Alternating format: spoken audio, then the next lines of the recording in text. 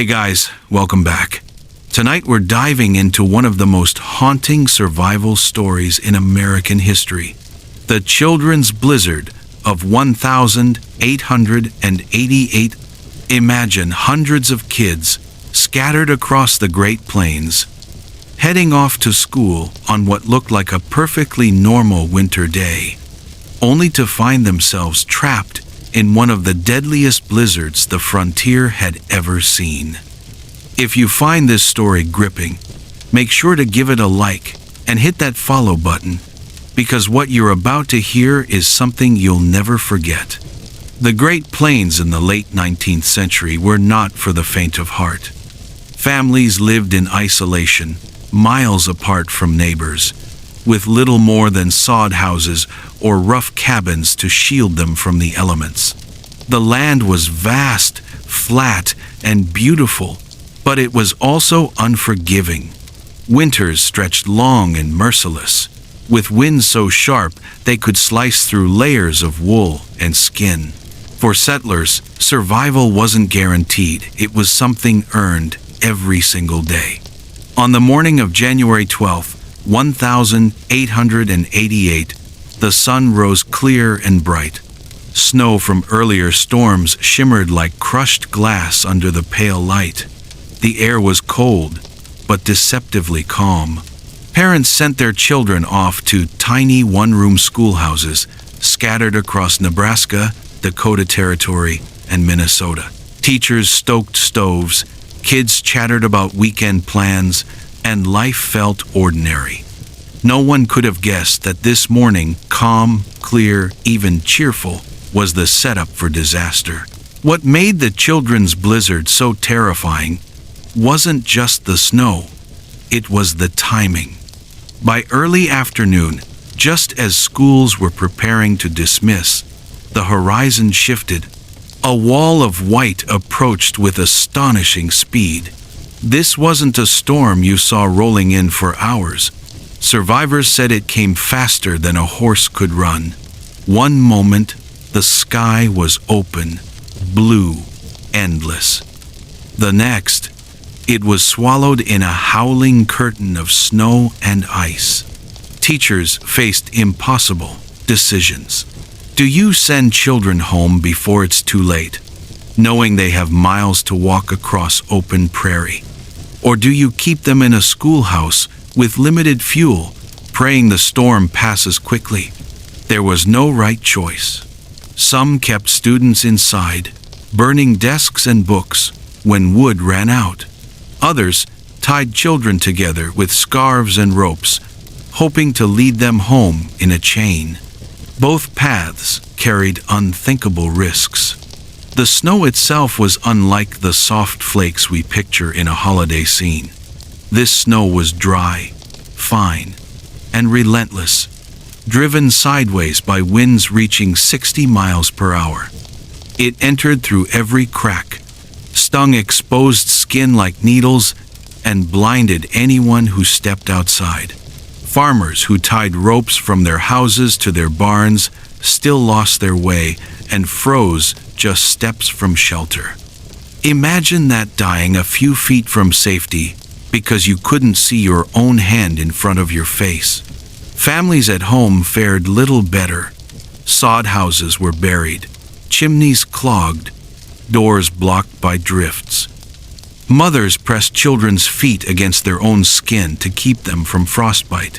Fathers stayed awake all night, feeding stoves with broken furniture, wagon parts, anything that would burn. Livestock froze in barns, chickens suffocated under snowdrifts, and cattle disappeared into the white abyss, later found as lifeless mounds in fields. And yet, even in this frozen nightmare, stories of human resilience shine through. One teacher kept her pupils calm by leading them in hymns, their voices trembling but steady. A young girl dug a hollow in a haystack and sheltered her siblings until the storm passed. All of them survived. Neighbors opened doors to half-frozen families who stumbled in by chance. These small acts of courage and kindness made the difference between life and death. The blizzard didn't just test the endurance of the body, it tested the endurance of the human spirit. For every tragedy, there was a story of someone who refused to give in. But the scale of loss was staggering. Historians estimate that over 200 people, many of them children, perished in just those 2 days. Their names and stories are scattered through letters, newspapers, and family memories. But the lessons remain sharp even today. Why was this storm so deadly? Meteorologists later explained it. A warm front had pushed in, lulling settlers into a sense of safety. Then, out of nowhere, an Arctic cold front plunged south with brutal force. The collision created a sudden, ferocious blizzard, one that struck when people were least prepared. No modern forecasts, no radio warnings, no alerts, just instinct and luck. When the storm finally eased, the prairies were transformed. Houses were buried to their rooftops.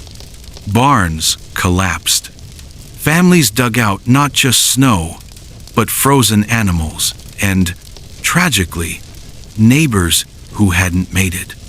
Survivors recalled the eerie silence that followed, a silence broken only by the sound of shovels, sobs, and the groan of wind moving across endless drifts. The children's blizzard of 1888 is remembered not only for its ferocity, but for its cruel timing. It struck when kids were walking home from school, when families were separated by miles of empty land, when no one had the warning they needed. And yet, it's also remembered for the courage shown in the face of unthinkable odds. The teachers who refused to abandon their pupils, the families who burned their last possessions to stay alive, the children who found hope in songs and stories while the storm howled outside. This wasn't just a storm. It was a defining moment in the story of the frontier, a reminder that life on the plains was never guaranteed, and that survival often depended on the smallest choices: a rope tied between house and barn, a fire kept burning one log longer, a teacher's decision to wait or to go. The storm struck with a cruelty that few could have imagined. One moment children were laughing as they prepared to head home from school. The next, the sky collapsed into a furious white wall. For settlers across Nebraska, Minnesota, and the Dakota Territory, this wasn't just a snowstorm. It was a force of nature that swallowed the world whole. Inside those one-room schoolhouses, young teachers, many of them barely older than their students, had seconds to decide what to do. Some chose to keep their pupils indoors, huddled around a stove with whatever wood they had left. Others thought they could beat the storm, leading their students into the blinding cold, hoping to reach a farmhouse or their parents' arms before the snow grew too deep. Both choices were deadly gambles. Imagine being a teacher, 20 years old, responsible for 20 or 30 children. You hear the wind howling like a train outside, the walls shaking, snow seeping in through every crack. Your students are staring at you, eyes wide with fear. Do you risk waiting, knowing the woodpile won't last through the night? Or do you step into the storm, hoping the children can keep up in winds so strong they can barely stand? That was the cruel reality they faced. Some stories from that night became legends of courage. There was one teacher who realized her stove was almost out of fuel. She marched into the blizzard alone, chopped down a fence post with her bare hands blistering, and dragged it back so the fire would not die. Her students survived because she refused to give up. Another teacher tied her pupils together with scarves and led them across the prairie in a single line. They stumbled, fell, and froze, but the rope kept them from scattering into the white void. Most made it. A few did not. For families at home, the terror was just as raw. Parents stood at windows, straining their eyes through swirling snow, praying to see their children's figures in the distance. Some waited by the door with lanterns, the flame flickering wildly, knowing the light might be the only beacon for miles. Many never saw their sons or daughters return, and when the wind finally quieted, when snowdrifts settled into eerie silence, the search began. Survivors later described stepping out into a world that looked unrecognizable. Houses were half buried, fences vanished, livestock frozen in grotesque shapes against the drifts. Men walked out into the whiteness, calling names, digging with bare hands when they spotted a mitten or scarf sticking out of the snow. Some found their children alive, barely clinging to warmth in haystacks or sheds. Others uncovered lifeless bodies just yards from home. What makes the children's blizzard so unforgettable is not just the death toll, but the way it revealed how fragile life on the plains really was. Settlers were tough, they had to be, but nature was tougher. The prairie gave food, space, and freedom, but it demanded everything in return.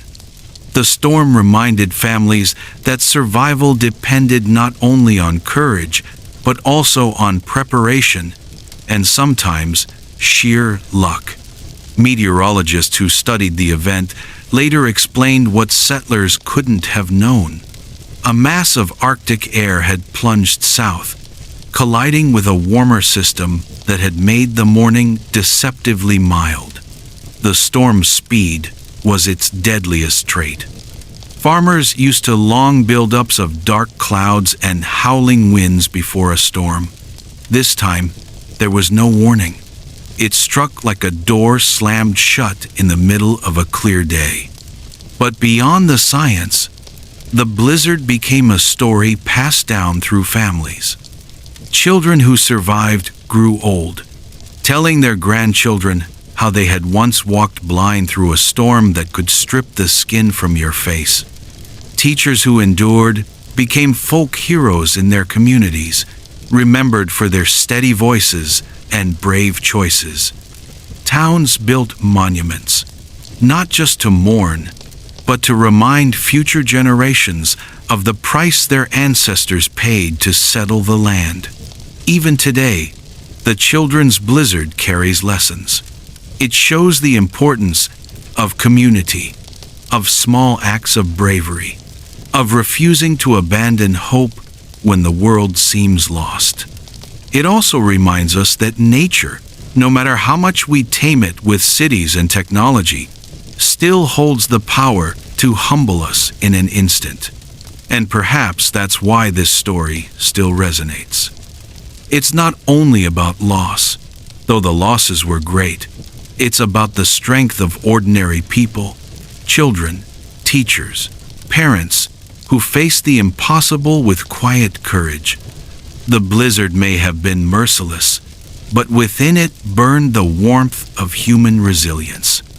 So as we continue this journey, we'll go deeper into the individual stories of the teachers who chose to stay, the ones who tried to lead their students home, the families who searched through the night, and the communities forever shaped by this storm.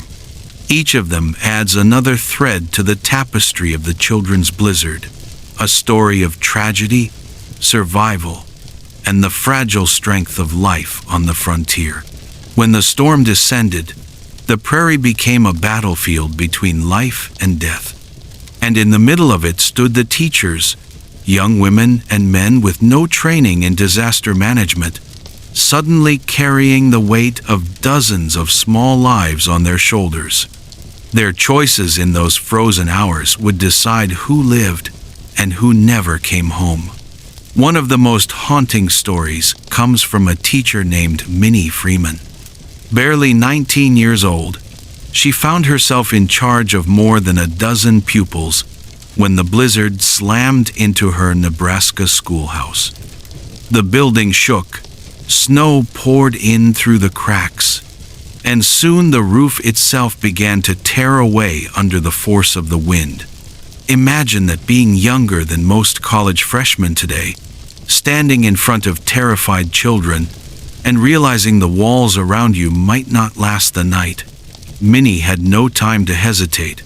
She tore strips of fabric, scarves, and twine, tying the children together like links in a human chain. Then she led them out, into the white void, her own body leaning against the wind to carve a path. The snow stung like needles. Visibility was almost zero, but somehow, step by step, she pulled them forward. Hours later, they stumbled into a farmhouse, frostbitten but alive. Word of her bravery spread across the nation. Songs were written about her. Newspapers hailed her as Nebraska's fearless maid. But not every story ended that way. In countless other schoolhouses, teachers faced the same choice and gambled wrong. Some thought the storm would pass quickly and decided to wait it out, only to discover their fuel supplies running low, the stove flickering toward darkness. Others led children outside only to watch them scatter, lost in the blinding snow. Many of those young teachers didn't live to tell their story. For the children themselves, the storm was a nightmare etched into memory. Survivors described how the snow felt like sharp sand whipping into their faces, how the wind was so loud they couldn't hear their own voices. Some tried to follow fence lines home, their tiny hands gripping frozen wire until their fingers bled. Others collapsed in haystacks, burrowing into the straw for warmth, praying someone would find them before the cold claimed them. Parents, meanwhile, lived through the longest hours of their lives. Some tried to set out with lanterns, the flame flickering wildly in the gale, only to be forced back by walls of snow. Others stayed glued to windows, watching helplessly as daylight vanished and the prairie turned into a sea of white. Can you imagine standing in your doorway, calling out your child's name, knowing your voice would never carry through the storm? The tragedy was magnified by how ordinary the day had seemed. That morning had been bright, almost mild, compared to the weeks before. Many children went to school without heavy coats, expecting to be home by mid-afternoon. When the storm hit with its sudden fury, they had nothing but thin scarves and wool mittens to protect them. That cruel twist, the false promise of calm, is what makes this blizzard one of the most heartbreaking in American history. And yet, woven through the sorrow are moments of incredible resilience. Families who dug through drifts with bare hands to find loved ones. Farmers who opened their doors to half-frozen children who weren't their own. Teachers who refused to leave the stove, stoking it through the night with anything that would burn wood, furniture, even school books, just to keep the room alive with warmth. What makes these stories endure is not just the scale of the tragedy, but the humanity revealed in its midst. Ordinary people became heroes because they had no other choice. Children learned courage far beyond their years. Parents discovered strength in grief. And the frontier, harsh and unforgiving as it was, became a place where community bonds grew stronger in the face of devastation. Looking back, historians say the children's blizzard claimed more than 200 lives, many of them children who never made it home from school. But it also changed the way settlers thought about weather, warning systems, and survival on the prairie. It reminded everyone that nature's beauty came with a price, and that sometimes preparation was the thin line between tragedy and endurance. The blizzard wasn't just a storm. It was a test, one that exposed the fragility of human life and the extraordinary courage that can rise when everything else falls away. And as we move deeper into the story, we'll uncover more of those personal accounts. The families who searched through the night, the children who outsmarted the storm in small but life-saving ways, and the scars, both physical and emotional, that lasted for decades. Because this wasn't just weather. It was a chapter of American history, carved into ice and snow, remembered not for the cold, but for the warmth people created in its heart. While the children huddled in schoolhouses and teachers fought to keep stoves alive, out on the prairie, parents lived through what must have been the longest night of their lives. Imagine standing at the window of a sod house, staring into a wall of white, where your child should have been walking home just hours earlier. The sky had darkened too quickly, the wind had risen too suddenly, and now every instinct screamed at you to run outside. But you knew that one wrong step could mean never coming back. Many parents did not wait. Lanterns were lit, bundled figures stepped into the gale, and desperate voices were swallowed instantly by the storm. Some fathers tied ropes to the doorposts of their homes before venturing out, a lifeline back to safety. Others followed fence lines, gripping the frozen wire with numb hands, inching their way into the blizzard with the hope of stumbling upon a half-buried child. There are accounts of mothers pacing through the night, rocking younger children while their eyes never left the window, whispering silent prayers for the ones still outside. Some families lit bonfires near their homes, a flickering signal in the darkness, hoping their children could see the glow and follow it. But the snow was too thick, the wind too wild. Many children wandered within a mile of home and never saw it. Neighbors, too, joined the search. Settlers, though scattered across the prairie, understood that survival was never an individual task. Groups of men banded together, tying themselves with ropes so they wouldn't lose each other, then fanning out into the storm. They shouted names until their throats burned, sometimes finding nothing, sometimes stumbling over a frozen shape in the snow. When that shape was alive, they carried it home in triumph. When it wasn't, they carried it anyway. No one was left behind on purpose. And yet, the storm's cruelty showed no mercy. Some rescuers became victims themselves, lost in drifts only yards from their own doors. The blizzard erased landmarks, erased sound, erased direction. Even experienced frontiersmen admitted they had never felt so helpless.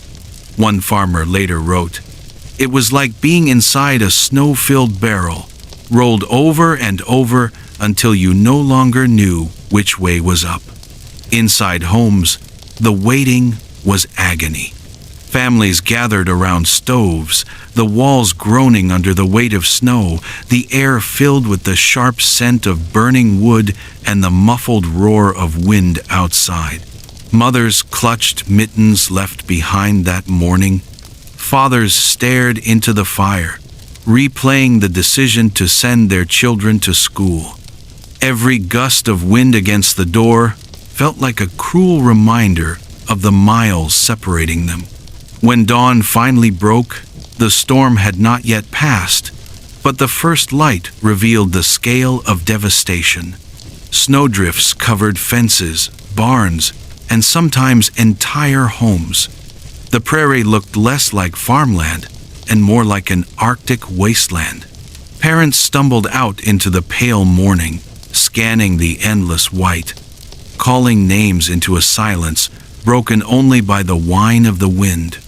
Some were met with heartbreaking stillness. Others, miraculously, heard faint cries beneath the drifts. One story tells of a boy who survived the night by burrowing into a haystack. his body insulated by straw while the snow buried him alive. At dawn, his father found him by sheer luck, following the family dog that sniffed and pawed at the drift until the boy's muffled voice was heard. Another child was discovered curled against a fence post, unconscious but alive, saved only by the shelter of a small snowbank that blocked the worst of the wind. And then there were stories of heartbreak. Families who found children only a few hundred yards from home, frozen in the position of walking. Children who had turned back toward school but collapsed before reaching it. These are the details that scarred communities for generations. But amid the grief, there were also moments of triumph. Some schools held out all night, the fire never dying, the children never leaving. Teachers were hailed as heroes for their endurance. Neighbors who had taken in stranded children were embraced as lifesavers. The storm may have revealed nature's fury, but it also revealed humanity's resilience. The children's blizzard, as history came to call it, wasn't just a storm of snow and wind, it was a storm of choices. Parents choosing whether to search or wait. Teachers choosing whether to keep students inside or send them home. Children choosing whether to keep walking or stop and burrow for warmth. Each decision, made in seconds, meant the difference between survival and tragedy. Looking back now, with the safety of warm homes and weather forecasts on our phones, it's hard to imagine the raw uncertainty those families faced. But it is exactly that uncertainty that makes their stories resonate so powerfully today. Because in the end, the blizzard of 1888 wasn't just about weather. It was about people, their courage, their fear, their heartbreak, and their hope. And as the storm dragged on into its second day, the prairie would face yet another test. Survivors now had to endure the aftermath. Hunger, frostbite, grief, and the question of how to rebuild their lives in a land that had proven so merciless. The storm had roared through the night like a living beast, but at last, after nearly 2 days of relentless fury, the winds began to soften. The world outside grew strangely still. Where only hours before there had been a deafening howl, now there was silence. A silence so heavy it felt unnatural. When the settlers opened their doors that morning, they stepped not into the prairie they knew, but into something entirely unrecognizable. Snow had transformed everything. Drifts towered higher than fences, barns, and sometimes even rooftops. Fields were buried under smooth white waves, as if an ocean had frozen mid-storm. Trees stood stiff with ice, their branches coated so thickly they looked like sculptures. The prairie, usually a place of movement and sound, was a frozen desert. For the parents who had spent the night waiting, the silence was almost unbearable. They did not celebrate the calm. They knew it was time to search. Some bundled themselves in layers of wool and fur, stepping into the blinding white with lanterns, ropes, and shovels. Others followed fence lines, retracing paths they thought their children might have taken. Neighbors joined together, spreading out across the snow-covered land, calling names into the stillness. And slowly, the discoveries began. Some stories were miraculous. A girl was found curled against a haystack, half frozen but breathing, saved by the warmth of cattle huddled nearby. A boy had burrowed deep into a snowdrift, instinctively building himself a cocoon that insulated him through the night. Another child, lost in the whiteout, had stumbled upon a neighbor's barn, where the farmer pulled him inside, wrapped him in blankets, and refused to let him leave until morning. These were the victory's moments when families wept with relief, when the prairie seemed to give back what it had nearly stolen. But not all discoveries brought joy. Many children were found only a short distance from safety. A heartbreaking number collapsed within sight of their own homes. Frozen mid-stride, their small bodies told the story of confusion and exhaustion. Some still carried school books clutched tightly in their hands. Others had scarves trailing behind them, frozen stiff like wooden planks. Parents fell to their knees in the snow, the weight of loss heavier than the drifts that covered the land. The towns soon filled with grief. Wagons carried the bodies of children wrapped in blankets, silent processions moving through the streets. Churches overflowed with mourners. Bells tolled again and again, each ring a reminder of another family shattered. Newspapers across the country would soon print the numbers, but for those communities, the numbers didn't matter. It wasn't dozens dead or hundreds lost. It was Emma. It was Jakob. It was little Anna, who never made it home. The children's blizzard, as it came to be known, claimed more than 200 lives across the Midwest, the majority of them school children. But the statistics could never capture the raw human reality. Survivors carried scars, frostbitten fingers and toes, lungs damaged from the freezing air, memories that would haunt them every time snow began to fall. Parents buried not only their children, but also their sense of safety in the land they had chosen to call home. Yet, alongside the grief, resilience stirred. Neighbors comforted one another, bringing food, firewood, and hands to help bury the dead. Churches became not just places of mourning, but also of solidarity, where prayers were shared and survival plans were made. Families who had lost children found support from those who had been spared. The prairie community, shaped by hardship, did not collapse. If anything, it tightened, as if the storm had braided their lives together in sorrow and strength. Historians later noted that the children's blizzard exposed the dangerous lack of weather forecasting in America at the time. Settlers had trusted clear skies and mild temperatures on the morning of the 12th of January, 1888, not knowing that a cold front from Canada was racing southward at terrifying speed. The storm arrived faster than anyone expected, and there was no system to warn schools or families in advance. In many ways, it was this lack of knowledge, not just the snow itself, that turned the storm into a massacre. But for the people who lived through it, those explanations didn't matter much. What mattered was how they had endured and what they had lost.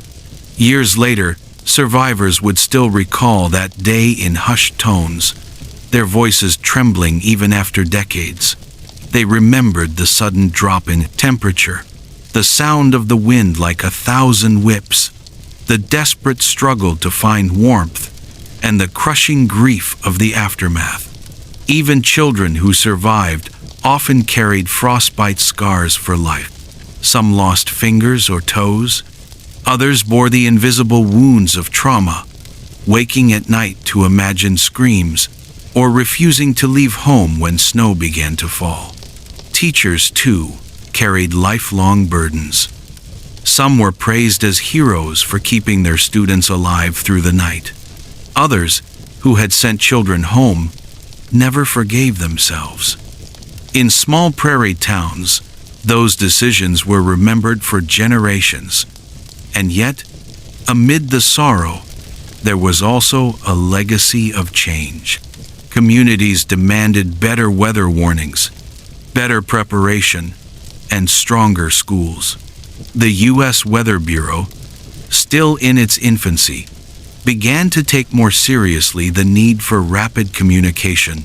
Telegraph lines became lifelines. Farmers and settlers learned to respect the sky with new humility, knowing how quickly it could turn from blue to deadly white. The children's blizzard left scars, but it also planted seeds of resilience. Out of loss came determination, a promise whispered in frozen churchyards and snow-covered fields that their children would not be forgotten.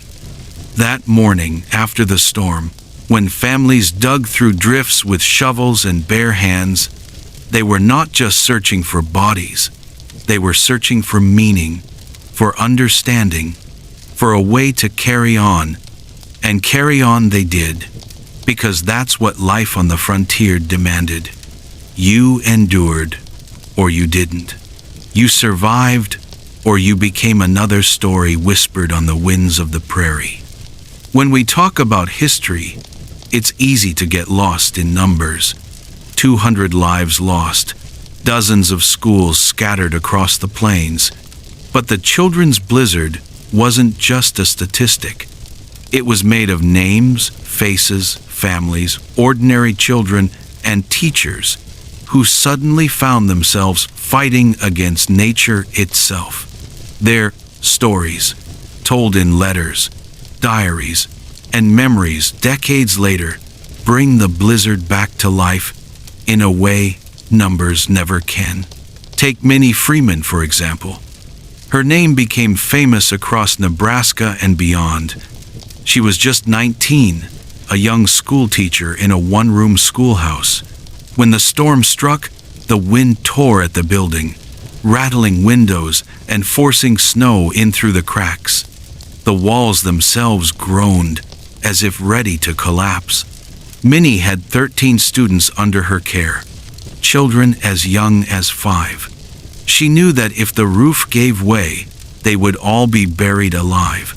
So she made a decision that would echo through history. Minnie tied her students together with rope, literally fastening them one by one, so that no child could wander off or be lost in the whiteout.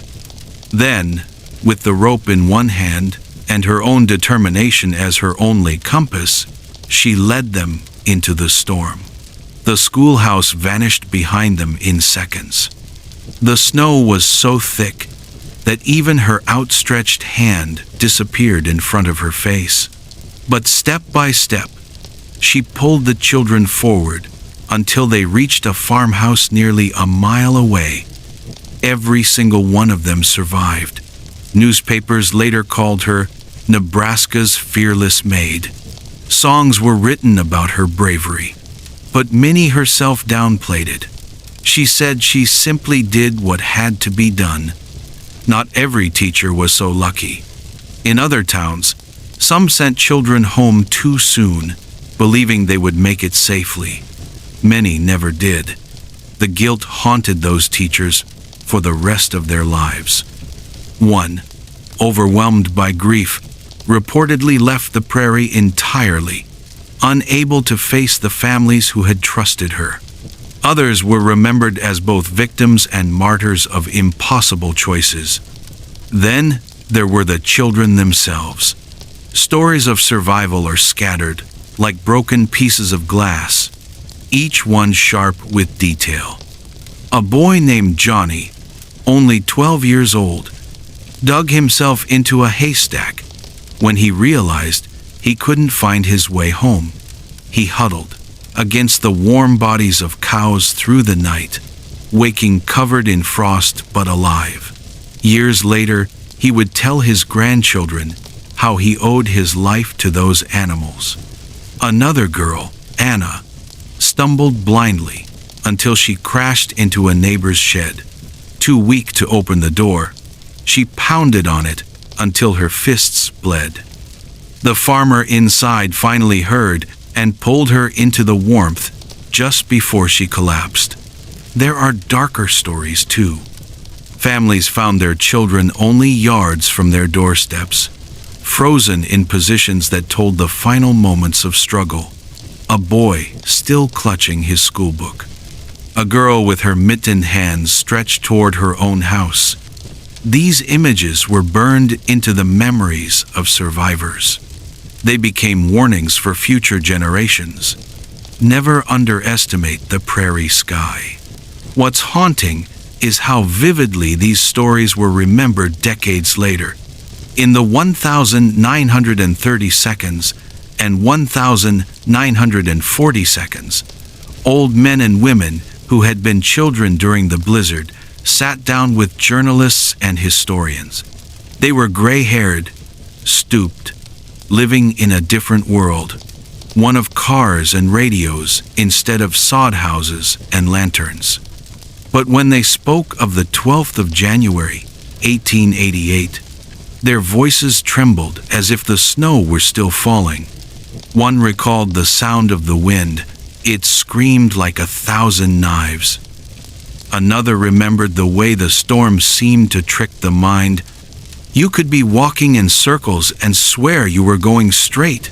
Some survivors carried physical scars, fingers missing, toes amputated, lungs weakened from hours of breathing frozen air. But the emotional scars were worse. Imagine being 10 years old and watching your younger brother fall behind, his small body swallowed by the storm, while you kept walking because you had no choice. Imagine waking in the morning to find that your best friend, who sat next to you in school every day, hadn't made it home. That's the kind of memory that never leaves. And yet, these same survivors often spoke of gratitude. Gratitude for the teacher who refused to leave them. Gratitude for the farmer who opened his barn. Gratitude even for the snowdrift that became a strange, icy shelter. In a way, the storm taught them not just about loss, but about endurance, about the small miracles of survival. Historians later noted how the children's blizzard shaped identity in the Great Plains. Families who stayed remembered themselves as people who had endured the worst nature could throw at them. The blizzard became a marker of resilience, a story told around fireplaces, not only to mourn, but to remind children and grandchildren, we survived this. You come from strong stock. And in those personal stories, the blizzard lives on.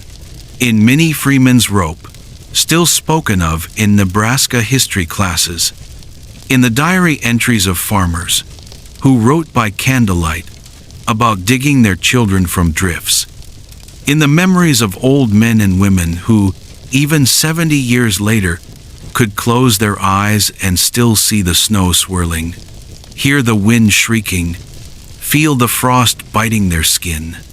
The children's blizzard was tragedy, yes, but it was also testimony to courage, to heartbreak, and to the fragile strength of human beings facing a land that could turn from gentle to merciless in a single afternoon.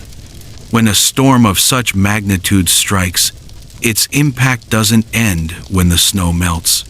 The children's blizzard of 1888 wasn't just a one-day disaster. It reshaped the way people thought about nature, survival, and even science in America. The legacy of that day lingers in surprising ways, from how we predict the weather to how families on the plains told their stories for generations. One of the most immediate effects was on trust in weather forecasting. At the time, the U.S. government had a relatively new weather bureau, but it was in its infancy.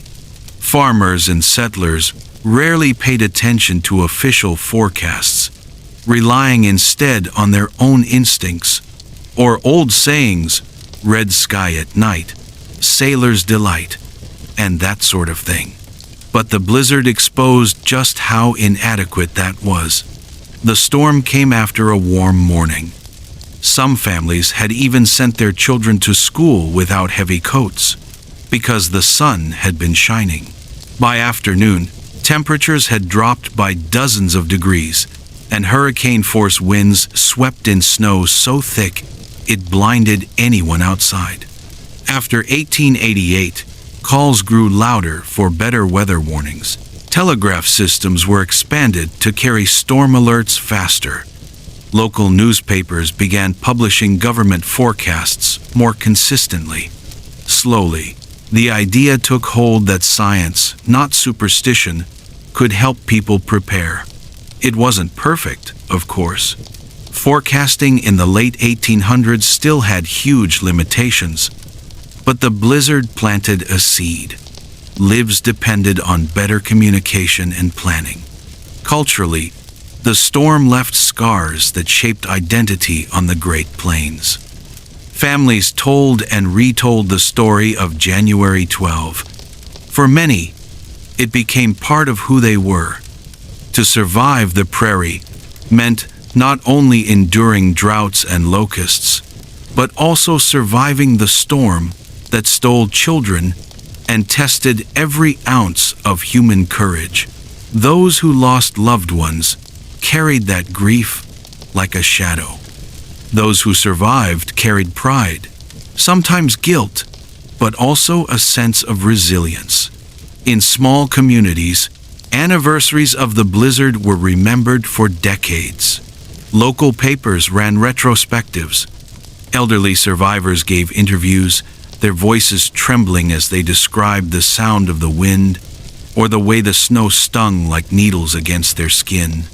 In many ways, the blizzard became a kind of folklore, not a myth, but a real event passed down with the rhythm of storytelling, teaching lessons about caution, endurance, and the unpredictable power of the prairie sky.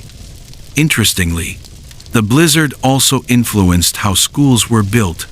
Some schoolhouses began to keep more supplies on hand: extra coal, blankets, even food. Teachers were instructed to think carefully before sending children home during storms. In some places, communities began building schools closer to homes, so children wouldn't have to walk miles across open fields.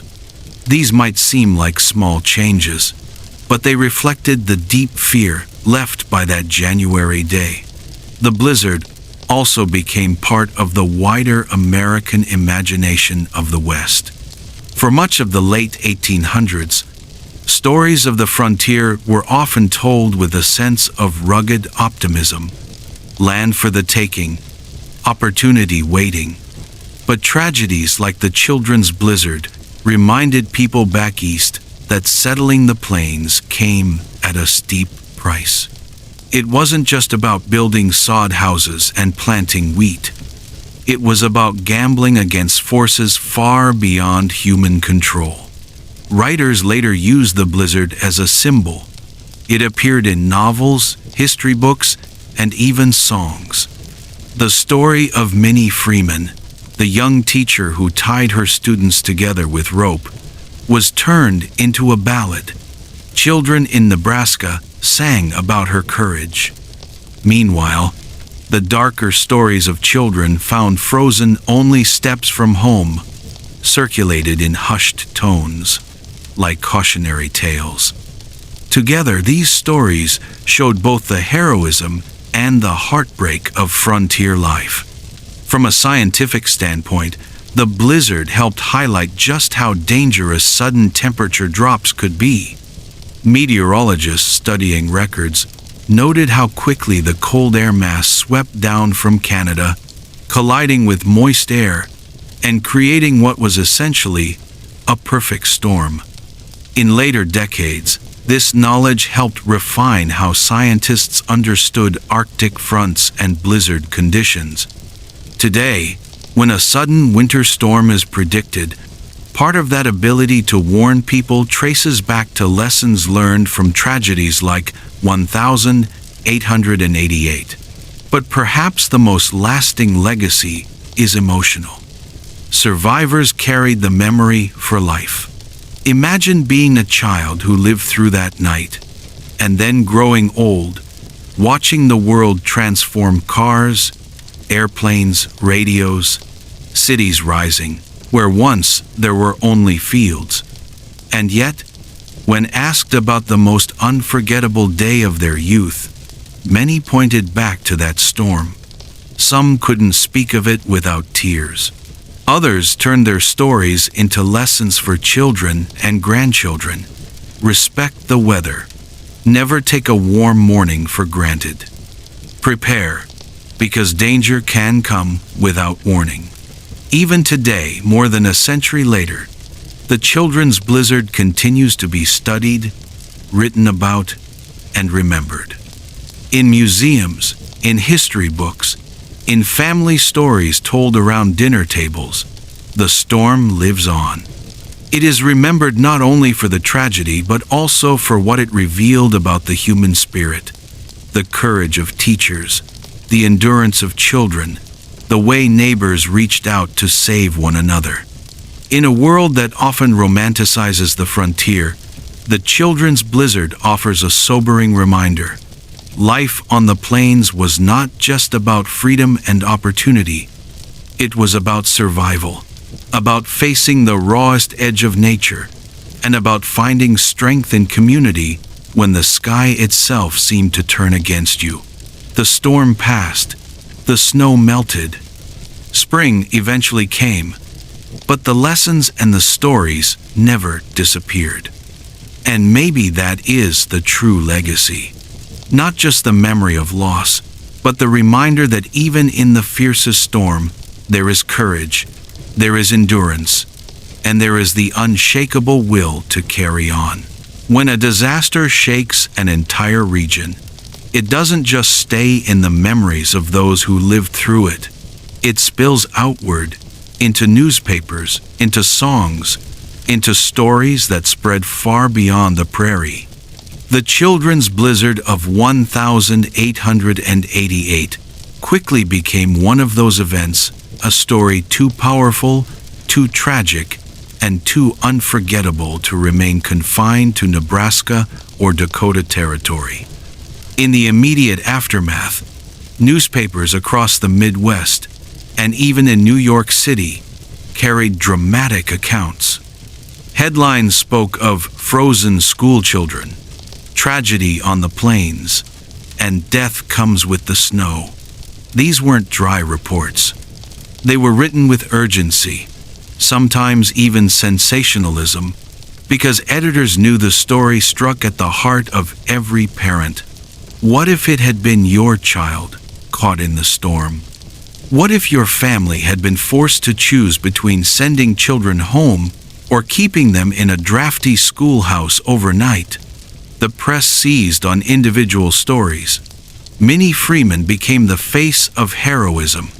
She was young, only 19, when the storm hit, and yet she kept her wits, tied her students together with rope, and led them through blinding snow to safety.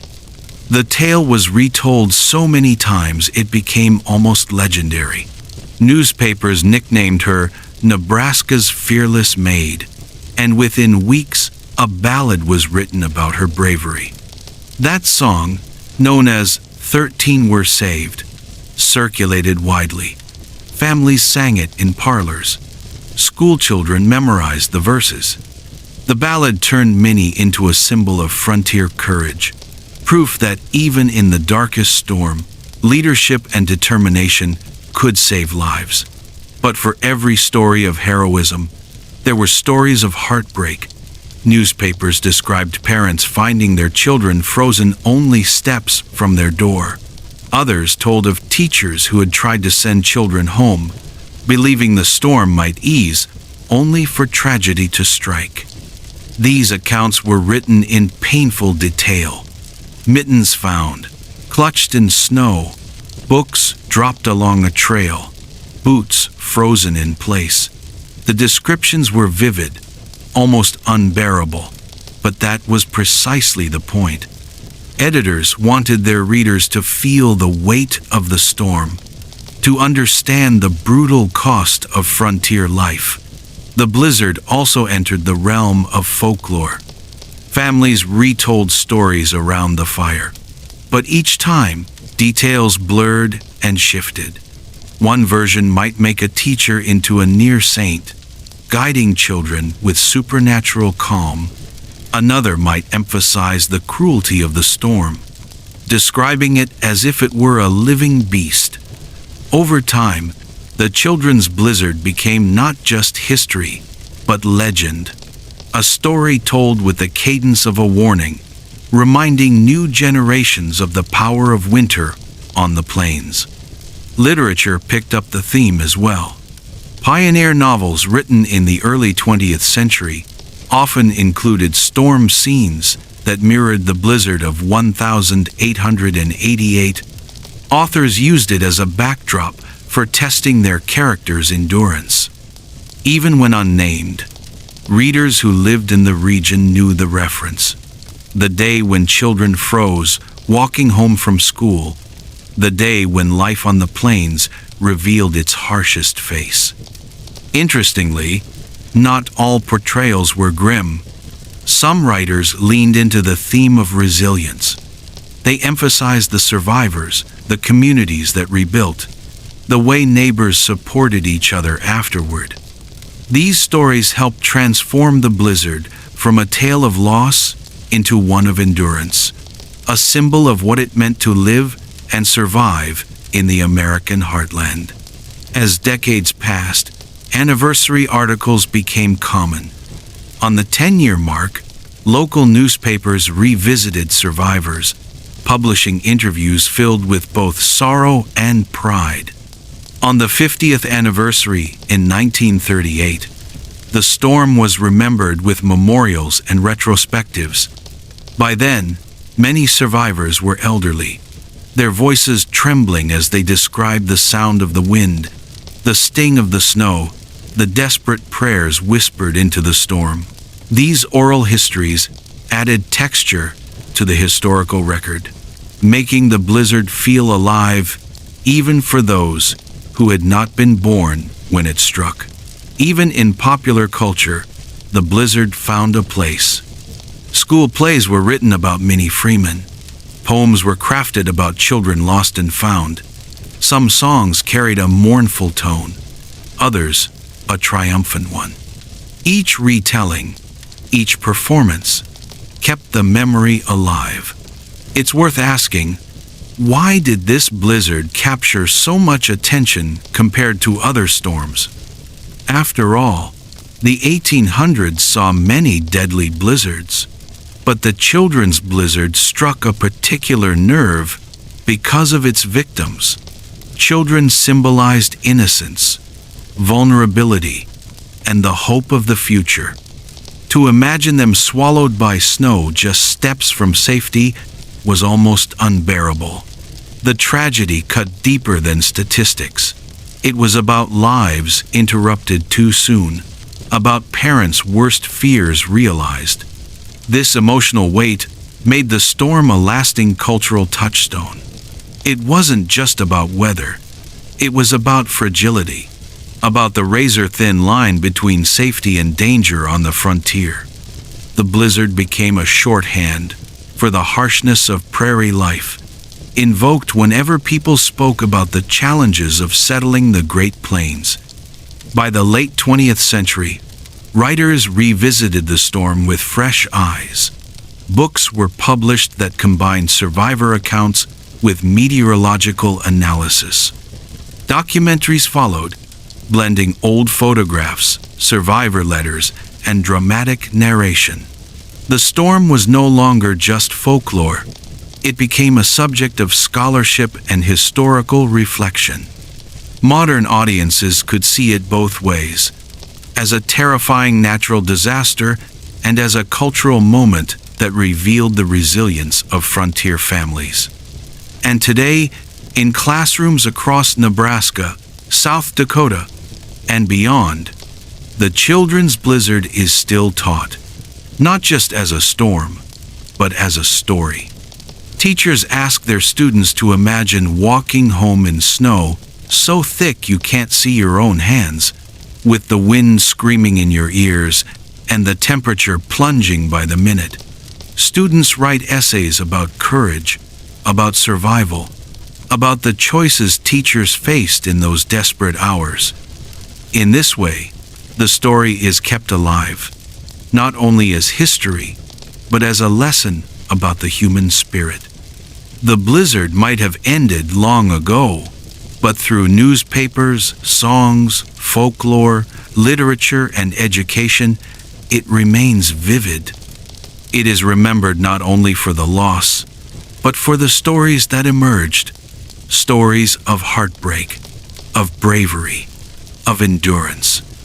Stories that remind us, even today, of how fragile life can be and how strong people can become when faced with the unimaginable. When the children's blizzard passed, it left more than snowdrifts and silence behind. It left scars, lessons, and a deep change in how communities thought about survival, about children, and about education itself. What happened in January of 1888 reshaped not just families, but entire regions. Think of the setting. Thousands of immigrants had settled on the Great Plains. Germans, Scandinavians, Czechs, Irish, all chasing the promise of farmland. They brought their languages, their customs, their faith, and they built sod houses, barns, and one-room schoolhouses scattered across endless miles of prairie. Life was already fragile. Winters were harsh, doctors were far away, and every neighbor counted. Then the blizzard struck, and for many families, it was their children who paid the price. The first and most obvious impact fell on the schools. Before the storm, prairie schools were often poorly insulated, with thin walls, drafty windows, and wood stoves that struggled against the winds. Many had no storm cellars, no real supplies, not even a reliable way to warn families if danger loomed. After the children's blizzard, that began to change. Parents demanded better. Some schools were reinforced, with sturdier walls, thicker doors, and more wood for heating. Communities held meetings to ensure that the teacher would again face a storm unprepared, without guidance or resources. And the role of the teacher shifted too. In immigrant communities, teachers had already been central. They weren't just educators, they were leaders, translators, sometimes even mediators between settlers and officials. But after the blizzard, teachers were also seen as guardians. Parents looked at Minnie Freeman and others like her and realized a teacher's decisions could mean life or death. Training for teachers began to include not just reading and arithmetic, but basic survival strategies, crisis management, and above all, responsibility for the children in their care. It also affected how communities thought about warnings. In 1888, there was no reliable weather service on the plains. Settlers relied on the sky, on the feel of the wind, on instincts passed down from farmers back in Europe. But instincts weren't enough. Against a storm that dropped temperatures from near freezing to below zero in minutes. After the blizzard, pressure grew for better communication systems. Telegraph lines were watched more carefully. Weather bulletins shared more widely. It would take decades before the modern U.S. Weather Bureau could truly protect frontier families. But the children's blizzard was one of the tragedies that pushed Americans to demand progress. Beyond the practical changes, there were cultural ones. Immigrant families, many of whom spoke little English, found themselves bound together by shared grief and survival. A German family who lost 2 children might receive help from a Swedish family who barely knew them. A Norwegian teacher might suddenly be hailed as a local hero in a Czech or Irish community. The storm blurred the lines of nationality, weaving the immigrants together with threads of loss and resilience. They were no longer just Germans or Norwegians on the prairie. They were neighbors, bound by the same wind and snow. Religious life absorbed the impact as well. Churches became centers of mourning, places where families gathered to pray for lost children and to console one another. Pastors preached sermons about faith, tested by winter's fury, about endurance, about the fleeting nature of life.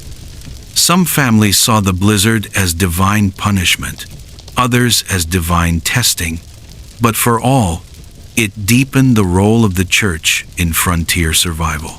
Baptisms, funerals, weddings, they were always important. But after the storm, these rituals carried even more weight, binding families into communities that leaned on one another in times of crisis. For the children who survived, the lessons of that night never faded. Many grew into adults who remembered huddling by a stove or trudging home through snow that seemed alive. They carried those memories into parenthood, warning their own children to respect the weather, to never underestimate winter, to always be cautious on the prairie. In this way, the blizzard didn't just shape one generation, it shaped two, maybe three, passing down caution as a kind of inherited wisdom. Economically, the storm left holes. Families who lost children often lost part of their labor force. On a farm, every pair of hands mattered. A boy who carried water, a girl who tended chickens, their absence could cripple a homestead already fighting to survive. Some families left the plains altogether, returning east or seeking warmer climates. But most stayed, planting crops again in spring, mending fences, building stronger barns. That determination to stay, to endure, became part of the myth of the Great Plains. The blizzard also reshaped how outsiders viewed the prairie settlers. Newspaper readers in Chicago or New York saw the settlers as either victims of a cruel land or as hardened survivors. In either case, the children's blizzard painted the frontier in starker colors. It was no longer just a place of opportunity. It was a place of danger, where dreams could be buried under snow as easily as they could be built on land. In community memory, the storm became a marker of time. Families said, before the big storm and after the big storm, as if it had split their lives in two. Weddings postponed, farms abandoned, schools rebuilt. The blizzard became part of the calendar, as defining as harvest season or Christmas. Perhaps the most important legacy was invisible. It was the way neighbors looked at one another after the storm. They knew now, without doubt, that survival wasn't an individual task. It was collective. If one family faltered, others stepped in. If one teacher faced danger, the whole community carried the weight. The storm made plain what immigrants already half knew. On the prairie, you survived not by standing alone, but by standing together. This communal bond echoed through decades. In later winters, when storms rolled across Nebraska or Dakota, families told children, "Remember the blizzard." Those words carried both warning and reassurance. Warning of the storm's danger, reassurance that neighbors, teachers, and faith would carry them through. The children's blizzard wasn't just a weather event. It became part of the identity of the Great Plains. It shaped schools, churches, communities, even the national conversation about weather and safety. It reminded Americans that progress was necessary, that communication and preparation mattered, and that courage could come from the youngest teacher or the smallest child. It's a reminder we still carry, that tragedy can transform, that loss can bind people together, and that even in the fiercest storm, the strength of community can endure. When history is told in numbers, 200 children lost, thousands trapped, temperatures dropping dozens of degrees in minutes. It feels vast, almost abstract. But when you hear it through the voices of survivors, the story changes. It becomes raw, immediate, and heartbreakingly human. The children's blizzard was not just a storm, it was a mosaic of individual lives, each carrying scars and memories that lasted a lifetime. One of the most enduring survivor stories comes from children who were caught on the walk home. Imagine a boy of 9, clutching his sister's hand as the sky darkened, thinking it was just snow. At first, it was almost fun snowflakes on eyelashes, boots crunching against the ice. But then the wind picked up. The snow wasn't fluffy anymore, it was sharp, biting at skin like needles. His sister stumbled, the drifts already to her knees. He tried to pull her forward, but the world had disappeared into white. By the time they reached a neighbor's barn, the boy's face was frozen, and his sister's hands were stiff and blue. They survived, but his memory of that day, the helplessness, the fear, the feeling that the snow itself was alive, stayed with him until old age. Other stories tell of teachers making impossible choices. Minnie Freeman became the legend, leading her students through the storm tied together with rope, saving all 17. But she wasn't the only one. Some teachers chose to keep their students inside, barricading doors, stuffing rags into cracks, feeding the stove with everything they could find, even textbooks and wooden desks, to keep the fire alive. Some survived the night, some didn't. For the ones who did, the memory of sitting in that small room, hearing the wind howl like a living beast, watching shadows dance across the walls, became a story they retold again and again to their children and grandchildren. For many survivors, the blizzard became a defining story of identity.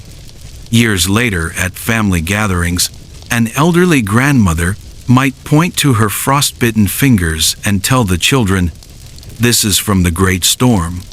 A grandfather might recall how he carried his younger brother across a drift taller than himself, feeling his legs weaken but refusing to let go. These stories weren't just about survival.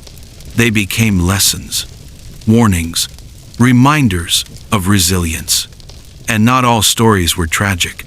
Some carried notes of unexpected kindness or even humor. A family recalled how their cow, spooked by the storm, pushed against the farmhouse door, blocking the worst of the wind and snow from seeping in. Children later joked that the cow saved their lives. Another remembered being wrapped so tightly in quilts by a panicked mother that he could barely breathe, and laughing about it decades later.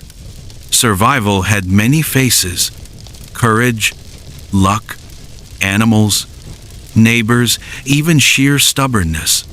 But there were also the silences. Many families who lost children spoke little of the storm in later years. The grief was too sharp. Mothers who had sent their children to school that morning never forgave themselves. Fathers who dug through drifts to find small, frozen bodies rarely found words. For these families, the storm was present not in stories but in quiet pauses, in the way their eyes shifted when snow fell thick and fast, in the sudden hush around anniversaries of that day. Those silences told as much as any story. Communities, too, carried the memory. In some towns, survivors would gather on storm anniversaries to tell their stories, to remember those lost. In others, the blizzard was marked more privately, with prayers at church or simple family rituals, lighting a candle, saying a name. Memory took many forms, but it never disappeared. And for the children who lived through it, the storm shaped who they became.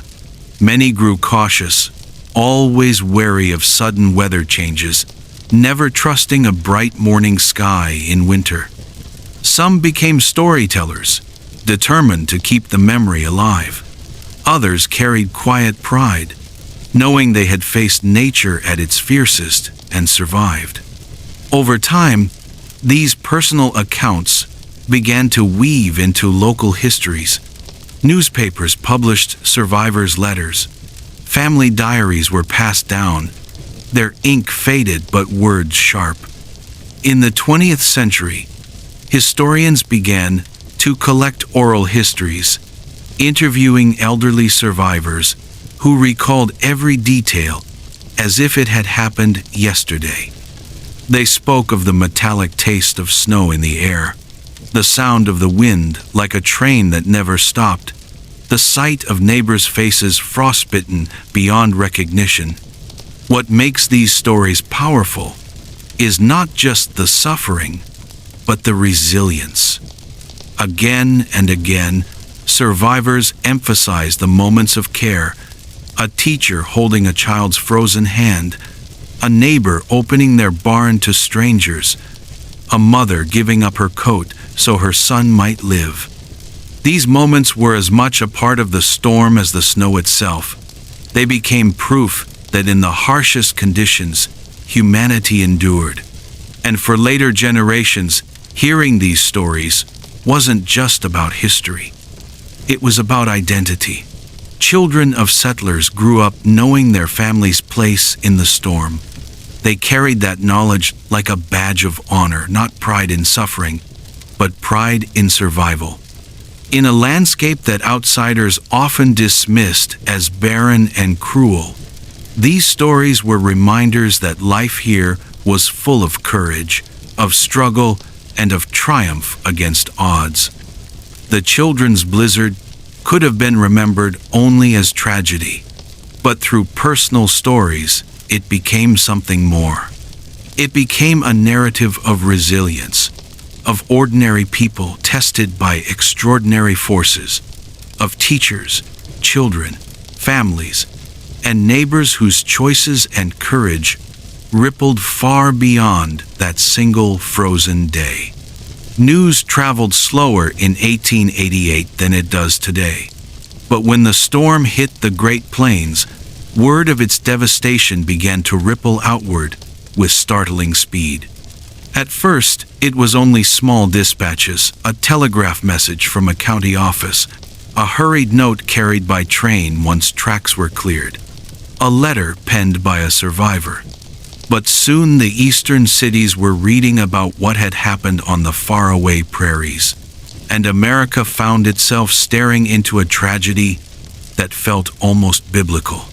The newspapers called it the schoolhouse blizzard and the children's blizzard.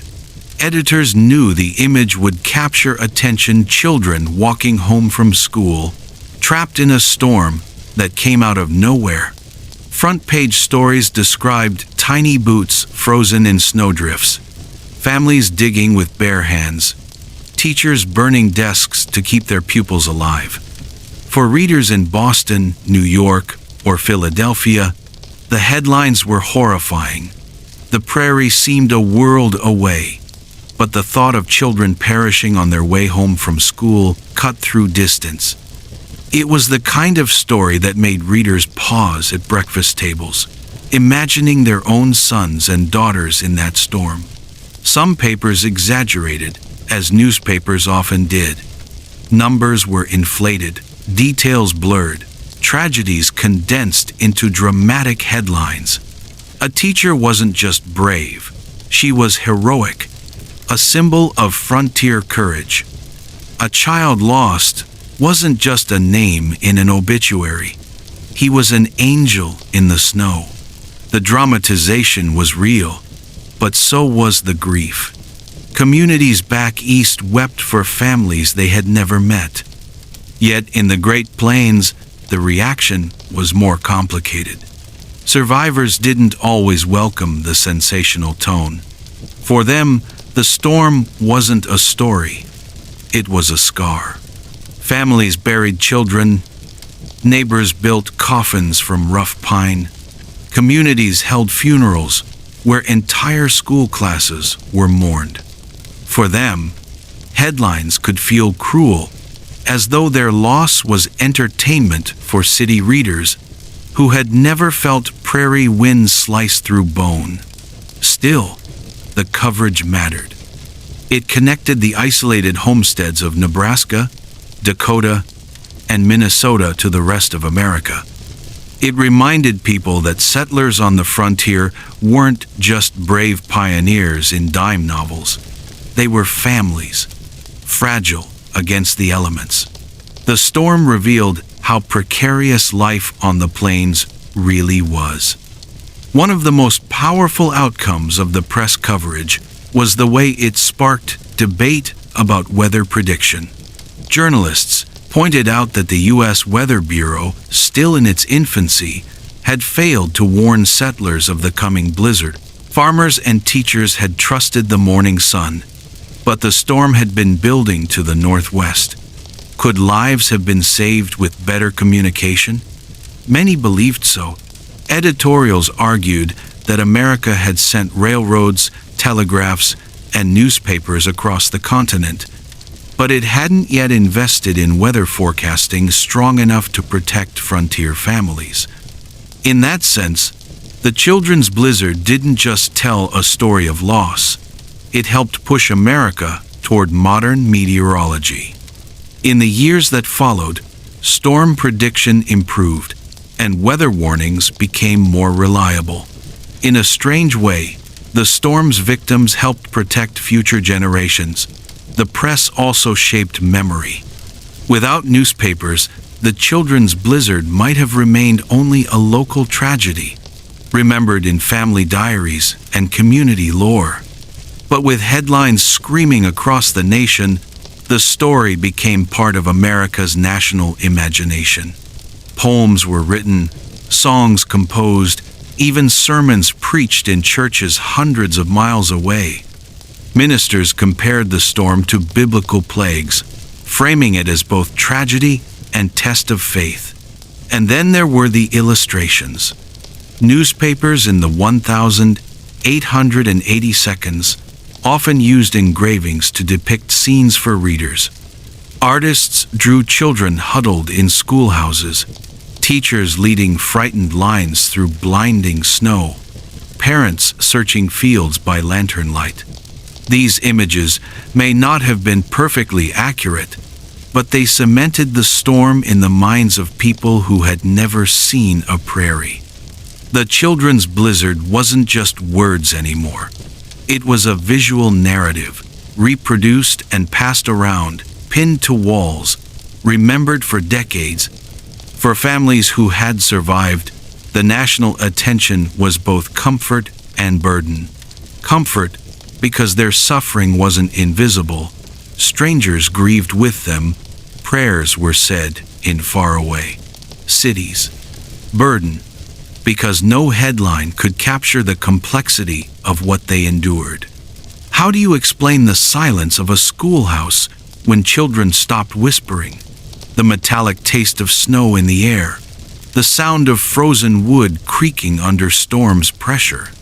How do you put grief into a column inch? Yet for better or worse, the newspapers ensured that the storm wasn't forgotten. They turned it into a story Americans told about themselves, about the risks of settlement, the fragility of life on the frontier, and the courage required to survive. Even today, when historians write about the storm, they often lean on those 1,888 articles, yellowed with age but still carrying the shock of first reports. The press coverage also created heroes. Minnie Freeman, the teacher who led her students through the storm, was celebrated nationwide. Songs were written in her honor. Newspapers printed her portrait, and she became a symbol of frontier resilience. But many other teachers, just as brave, were never named. The press chose its figures, elevating some to legend while leaving others in quiet anonymity. That choice shaped memory. To this day, when people speak of the children's blizzard, Minnie Freeman's name often comes first. Yet countless unnamed mothers, fathers, siblings, and teachers acted with just as much courage. Their stories live mostly in family circles, whispered by fireplaces, written in diaries, told at bedtime. The press gave America a legend, but the real blizzard was thousands of personal battles fought in snow. Looking back, it's striking how the storm arrived at a moment when America was still deciding what the frontier meant. To some, the blizzard was proof that settling the Great Plains was folly, that no human could truly tame such a land. To others, it was proof of resilience, that even against the worst of nature, families endured. Both ideas flowed through newspapers, shaping how Eastern readers imagined the prairie. And that's the power of storytelling. The children's blizzard could have been remembered as a cruel local tragedy. Instead, through ink, engravings, and song, it became part of a larger American narrative, one that blended sorrow with admiration, grief with resilience, loss with legacy. The blizzard of 1888 didn't end when the winds calmed and the skies cleared. Its memory lingered, not just in the headlines, but in the daily lives of the families who survived. Out on the Great Plains, survival wasn't about one storm. It was about enduring winter after winter. But this storm left a mark that went deeper than most, reshaping how families, schools, and entire communities thought about safety, resilience, and education. One of the most immediate changes came in the schoolhouses. Before the blizzard, many rural schools were small, single-room buildings with poor insulation, limited supplies, and teachers who were often barely older than their students. They did their best with what they had, but resources were thin. After the storm, communities began to rethink how prepared those schools needed to be. Parents demanded sturdier buildings, stronger stoves, and emergency supplies. Some schoolhouses began keeping extra firewood, blankets, or food on hand, just in case another storm came suddenly. Teachers were given more authority to keep children inside rather than sending them home if the weather turned dangerous. These may seem like small adjustments, but for families who had buried children, every precaution mattered. The storm also reshaped the role of the teacher. In many frontier communities, teachers had already been figures of respect, but after 1888, they became symbols of guardianship. A good teacher wasn't just someone who taught arithmetic or spelling. They were someone who could make decisions under pressure, protect children in danger, and embody courage. Stories of teachers like Minnie Freeman reminded parents that trust in a teacher wasn't just academic. It could mean the difference between life and death. Beyond schools, the storm changed how neighbors related to each other. The blizzard reminded everyone just how isolated homesteads could be, and how much they depended on one another when disaster struck. In the weeks after the storm, neighbors helped bury the dead, shared supplies, repaired damaged homes, and offered emotional support. Tragedy forged a stronger sense of community. People realized that no family could survive the prairie alone.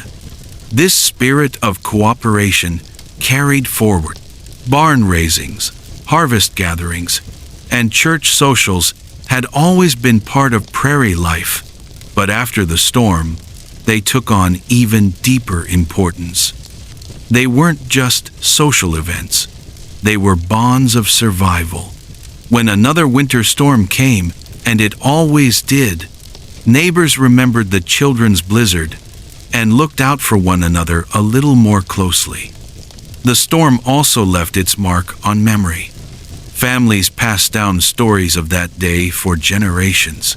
Grandparents told grandchildren how the sky turned black, how the wind howled like a living creature, how children huddled in schoolhouses or vanished in the snow between home and classroom. These stories weren't just warnings. They were lessons in resilience. We endured, families would say, and so can you. In that sense, the blizzard became part of the cultural DNA of the Great Plains. Just as people in New Orleans pass down stories of hurricanes, or Californians remember earthquakes, the descendants of the plains carried the memory of 1888. It shaped how they viewed the land, not just as fertile soil for crops, but as a place of risk that demanded respect. Historians note that the storm also contributed to a growing awareness of child safety in America. In the 19th century, children were often expected to work hard, travel long distances, and shoulder responsibilities early. But the children's blizzard forced parents and communities to ask hard questions. Should young children really walk miles to school in unpredictable weather? Could families find ways to make schooling safer, closer, or better supervised? It wasn't an immediate transformation, but it planted seeds for broader conversations about protecting children in rural America. Culturally, the storm became a touchstone. Songs were written, sermons preached, and local histories recorded. In some communities, anniversaries of the blizzard were marked with church services or quiet memorials. Cemeteries filled with the graves of children became sacred places, reminders of both fragility and courage. But not all memories were spoken aloud. Many survivors carried the storm in silence. Parents who had lost children often spoke little of it, their grief too deep to put into words. Survivors who had nearly frozen to death sometimes avoided winter stories altogether. For them, the blizzard wasn't a legend. It was trauma. That silence, too, was part of the legacy. On a broader level, the storm highlighted the risks of westward expansion.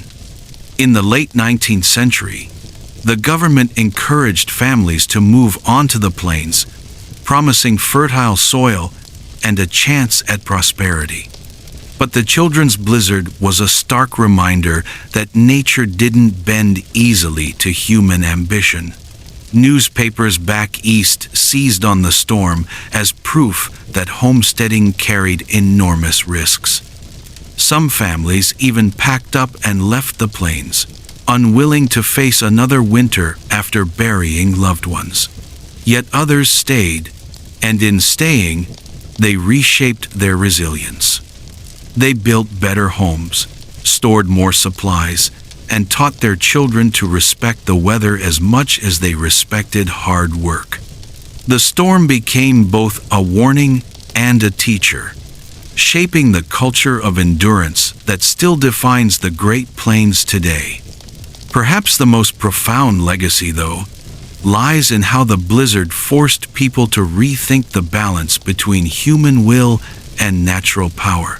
Settlers had come to the plains believing they could conquer the land with plows, fences, and grit. The storm reminded them that they could never truly conquer nature. They could only learn to live with it, adapt to it, and survive it together. Even now, more than a century later, the children's blizzard is remembered not just as a disaster, but as a story of resilience. Communities endured, families rebuilt, and memories became lessons. It was a tragedy, yes, but also a reminder of what people are capable of when they have no choice but to face the storm together. When people think about the children's blizzard today, they often imagine a sweeping tragedy. thousands of children trapped, whiteout winds, endless snow. But behind that broad picture were hundreds of individual families, each carrying their own version of the story. Some of those stories were written down in diaries, passed along in family letters, or later told to historians. Others survived only as whispered family lore, retold at kitchen tables or around fireplaces. Together, they form the human heart of the storm's memory. One of the most famous stories is that of Minnie Freeman, a young school teacher in Nebraska. She was barely in her late teens, yet she found herself responsible for more than a dozen children when the storm struck. The walls of her schoolhouse began to shake. Snow blew in through the cracks, and the stove could no longer hold back the cold. Minnie made a choice. She tied her students together with twine, wrapping it around their coats and mittens, and led them through the blinding snow to a nearby farmhouse. Every child survived. In the days that followed, her bravery made national headlines. Newspapers hailed her as the heroine of the plains. Songs were written in her honor. For many families, she became a symbol of what courage and quick thinking could do in the face of disaster. But Minnie's story was not the only one. In South Dakota, a young teacher named Lois Royce faced a different outcome. She tried to lead 3 students home, but the storm was too strong. They became disoriented, collapsed in the snow, and only Lois survived. Her story, far less celebrated, was just as important a reminder of how impossible the choices could be. Do you stay in a freezing schoolhouse with dwindling fuel, or do you risk the storm to reach home? Both decisions carried mortal risk. Then there were the children themselves. Families told of brothers and sisters holding hands as they tried to walk home, sometimes making it, sometimes not. Some were found frozen together in drifts, their bodies shielding each other from the wind. Others stumbled blindly, but miraculously reached a neighbor's barn or cellar.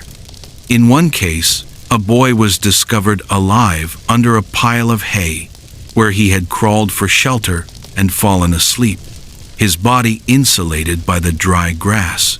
For the parents, the storm was agony. Imagine standing at the window of your farmhouse, watching the horizon vanish into a blur of white, knowing your children are somewhere out there between school and home. Some parents set out in desperate searches, tying ropes to fence posts so they could find their way back. A few managed to reach schoolhouses and bring children home, but many others became disoriented and were themselves lost to the storm. The grief that followed was unimaginable. Funerals filled small prairie cemeteries, often with multiple child-sized coffins lowered into the frozen ground at once.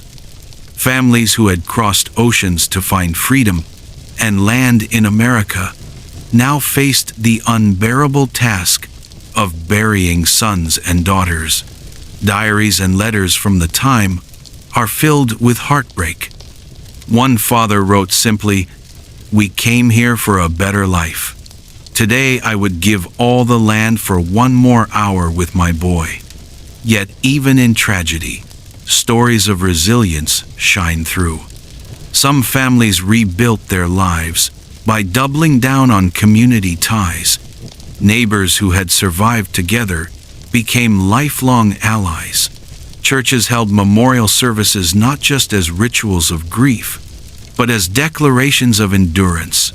Out of loss grew a determination that children's lives must never again be put at such risk.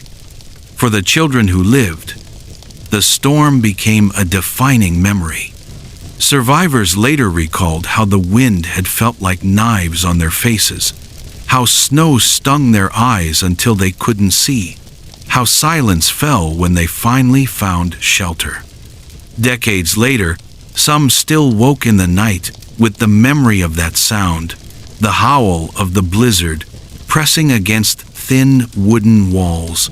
Many carried scars, both physical and emotional.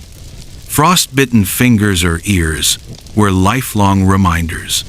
The memory of lost classmates haunted reunions and family gatherings for years to come.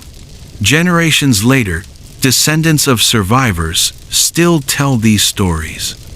At family reunions in Nebraska, the Dakotas, and Minnesota, the blizzard is retold like a chapter of scripture. Your great-grandmother was in that storm, elders say. She walked 2 miles through snow, taller than herself. These stories serve as both warnings and badges of resilience. The blizzard also became a point of identity. Families who survived sometimes saw themselves as bonded by a unique test, part of a lineage of endurance. It wasn't unusual to hear phrases like, "Our people survived the blizzard," spoken with quiet pride. It was proof that they belonged to the land, that they had endured one of its harshest trials. Of course, not all survivors spoke of it. Some parents refused to discuss the storm, unwilling to relive the trauma of children lost. That silence, too, was a legacy, shaping how later generations felt about winter, risk, and memory. In many homes, the blizzard hung like a shadow over wintertime, even when no one spoke its name. What is striking, looking back, is how many of these personal stories survived at all. The Great Plains was a place of sparse records, scattered communities, and families too busy with survival to write much down. Yet, the children's blizzard etched itself so deeply into memory that it demanded to be told. Diaries, newspapers, church records, and oral histories preserved its human face. In this way, the storm became more than a meteorological event. It became a human saga, passed from teacher to student, parent to child, historian to reader, and in those stories, the Great Plains itself seems to speak, a land of both beauty and danger, a place where survival depended not just on courage, but on community. The blizzard may have claimed lives, but the stories it left behind of bravery, loss, endurance, and memory are still alive more than a century later. They remind us that history isn't just about dates and numbers. It's about the people who lived, who struggled, and who passed down lessons in resilience that still matter today. When the storm finally ended and the snow settled, the prairie was silent. But almost immediately, voices rose, voices of neighbors telling stories, preachers offering comfort, and reporters racing to capture what had happened. The children's blizzard was not just a local disaster. Within days, it had become a national story, splashed across newspapers from Omaha to New York City. Headlines screamed of frozen school children and the Great Plains tragedy.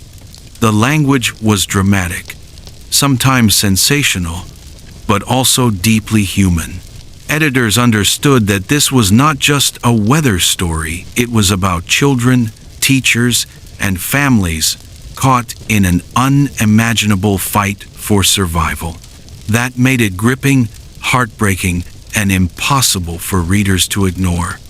Minnie Freeman's heroism became the most famous symbol. Sketches of her leading her students through the storm appeared in illustrated newspapers. Sheet music was even published, with titles like 13 Saved, celebrating her courage. It was the 1,880 seconds equivalent of going viral. People who had never set foot on the prairie now knew her name.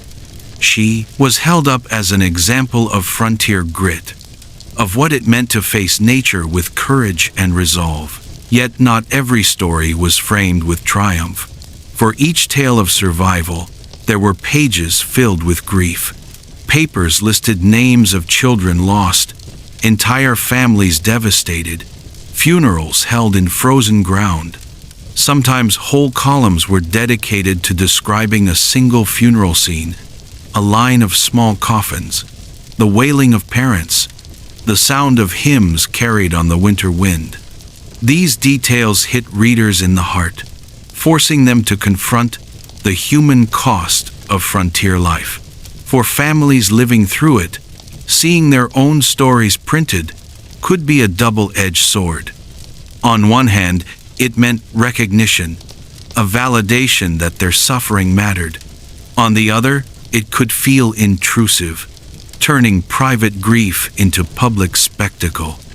Some survivors later said they hated the way newspapers portrayed them, while others felt grateful that their children's names would not be forgotten. Beyond newspapers, churches and schools became keepers of memory. Ministers wrote sermons comparing the storm to biblical trials. They spoke of Job, of Noah, of the wilderness wanderings. For communities grounded in faith, framing the blizzard as a test from God made it bearable, even meaningful. Teachers, too, remembered. Every winter afterward, they watched the sky with sharper eyes, always aware that a calm morning could hide danger. Music and poetry also carried the story forward. Folk ballads emerged, sung in both English and in the languages of immigrant families: German, Norwegian, Czech. These songs often mix sorrow with resilience, telling of children lost, but also of the courage of those who endured. Around kitchen tables and barn dances, people sang verses that kept the memory alive. Even in politics, the storm left its mark. Lawmakers debated school safety, weather warnings, and the need for better communication across the plains. Some called for telegraph alerts when storms approached. Others pushed for sturdier schoolhouses with more reliable heating. While not every proposal became reality, the very fact that legislators were discussing it showed how the blizzard had captured national attention.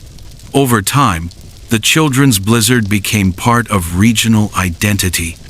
In Nebraska, South Dakota, and Minnesota, it was retold as both a cautionary tale and a badge of resilience. Schoolchildren decades later would hear the story in classrooms, sometimes told by survivors themselves. Grandparents recalled it in the long winters, pointing out spots on the prairie where children once walked and where some never returned. It became almost mythic in tone. The details shifted slightly depending on who told it. Some emphasized the cruelty of the storm, others the bravery of teachers, others the sorrow of parents. But always, the message remained: this land could be harsh, and survival required both courage and community. Why did it endure so strongly in memory? Partly because of the sheer scale, the suddenness, the number of children involved, but also because the storm struck at something universal: the fear of losing children, the vulnerability of the young, the helplessness of parents caught in forces beyond their control. That kind of story resonates across time and place. Even now, more than a century later, books, documentaries, and memorials continue to revisit the blizzard. Writers sift through old diaries. Journalists walk the same frozen plains. Musicians compose songs that echo those old ballads. The storm refuses to fade because it speaks to something deeper than weather. It speaks to what it means to endure, to grieve, and to remember. And in the process, the children's blizzard has become not just a chapter in history, but a cultural touchstone. woven into the identity of the Great Plains. It is at once a tragedy, a legend, and a lesson retold not to dwell on sorrow, but to honor those who face the storm and to remind us of the fragile line between ordinary days and extraordinary trials. In the years after the children's blizzard, life on the prairie slowly returned to its routine rhythms, plowing in spring, harvesting in summer, huddling by the stove in winter. But the storm had left a scar, not only in memory but in policy, in practice, and in the way frontier families thought about survival. It was more than a freak of weather. It was a wake-up call. One of the clearest impacts showed up in education. Parents, teachers, and lawmakers alike began asking hard questions. Were schoolhouses safe enough? Should children be kept at school when storms threatened?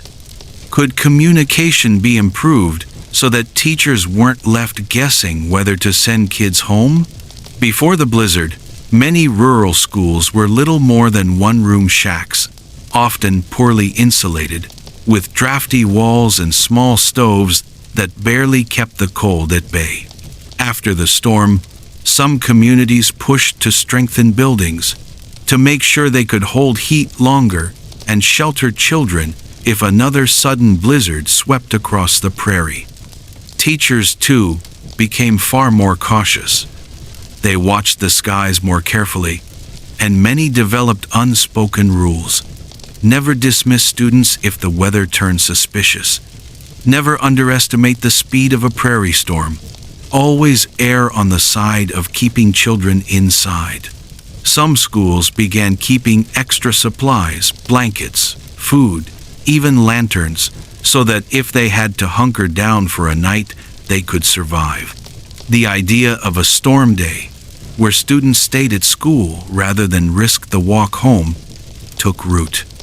It may sound simple now, but at the time, it marked a shift in how seriously communities treated weather threats. Beyond education, the storm also spurred a push for better weather forecasting. In the 1,880 seconds, the U.S. Signal Service, the early forerunner of today's National Weather Service, was still young and limited. Forecasts were basic, often based on telegraph reports from distant cities. The children's blizzard exposed just how inadequate those systems were. Families had no warning. Teachers had no guidance. The storm came with almost no signal at all. In response, there was growing public pressure to improve weather alerts. The government expanded its network of observation posts. Telegraph operators were trained to send storm warnings more quickly. Newspapers began printing more weather updates, sometimes daily, based on the latest reports.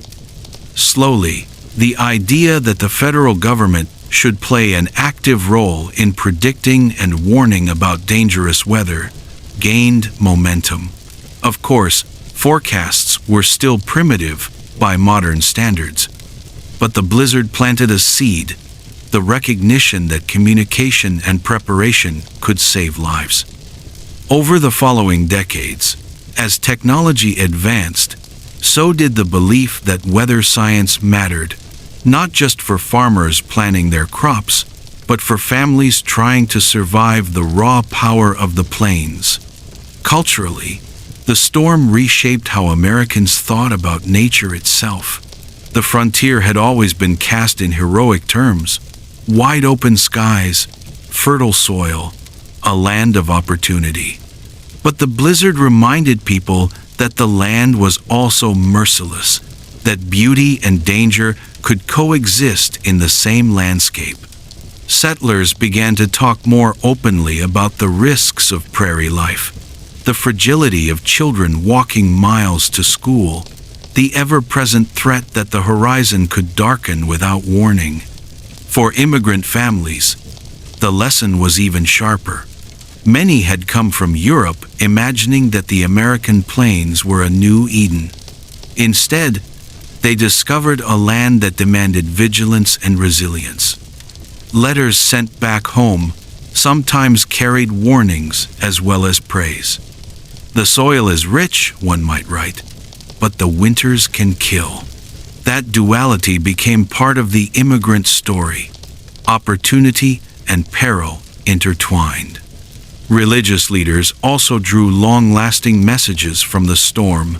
Sermons in the years afterward often framed it as a test of faith, a reminder that life was fragile, that human beings were small against the might of creation. For some, it reinforced humility before God. For others, it underscored the importance of community because only by leaning on one another had so many survived. Interestingly, the storm even influenced how communities thought about children themselves. The image of children trudging home through snowdrifts, some never returning, left a haunting impression. For years, the phrase, "the blizzard children," was spoken with reverence, almost like a sacred category. They were seen not just as victims, but as symbols of innocence, lost, and of the high stakes of frontier life. Schools and towns erected small memorials, sometimes just wooden crosses on the prairie, sometimes more elaborate markers. Families told and retold the stories, making sure younger generations knew what had happened. In literature and art, the blizzard lingered as well. Novelists set scenes against the backdrop of sudden prairie storms. Painters tried to capture the eerie mix of beauty and terror in white landscapes.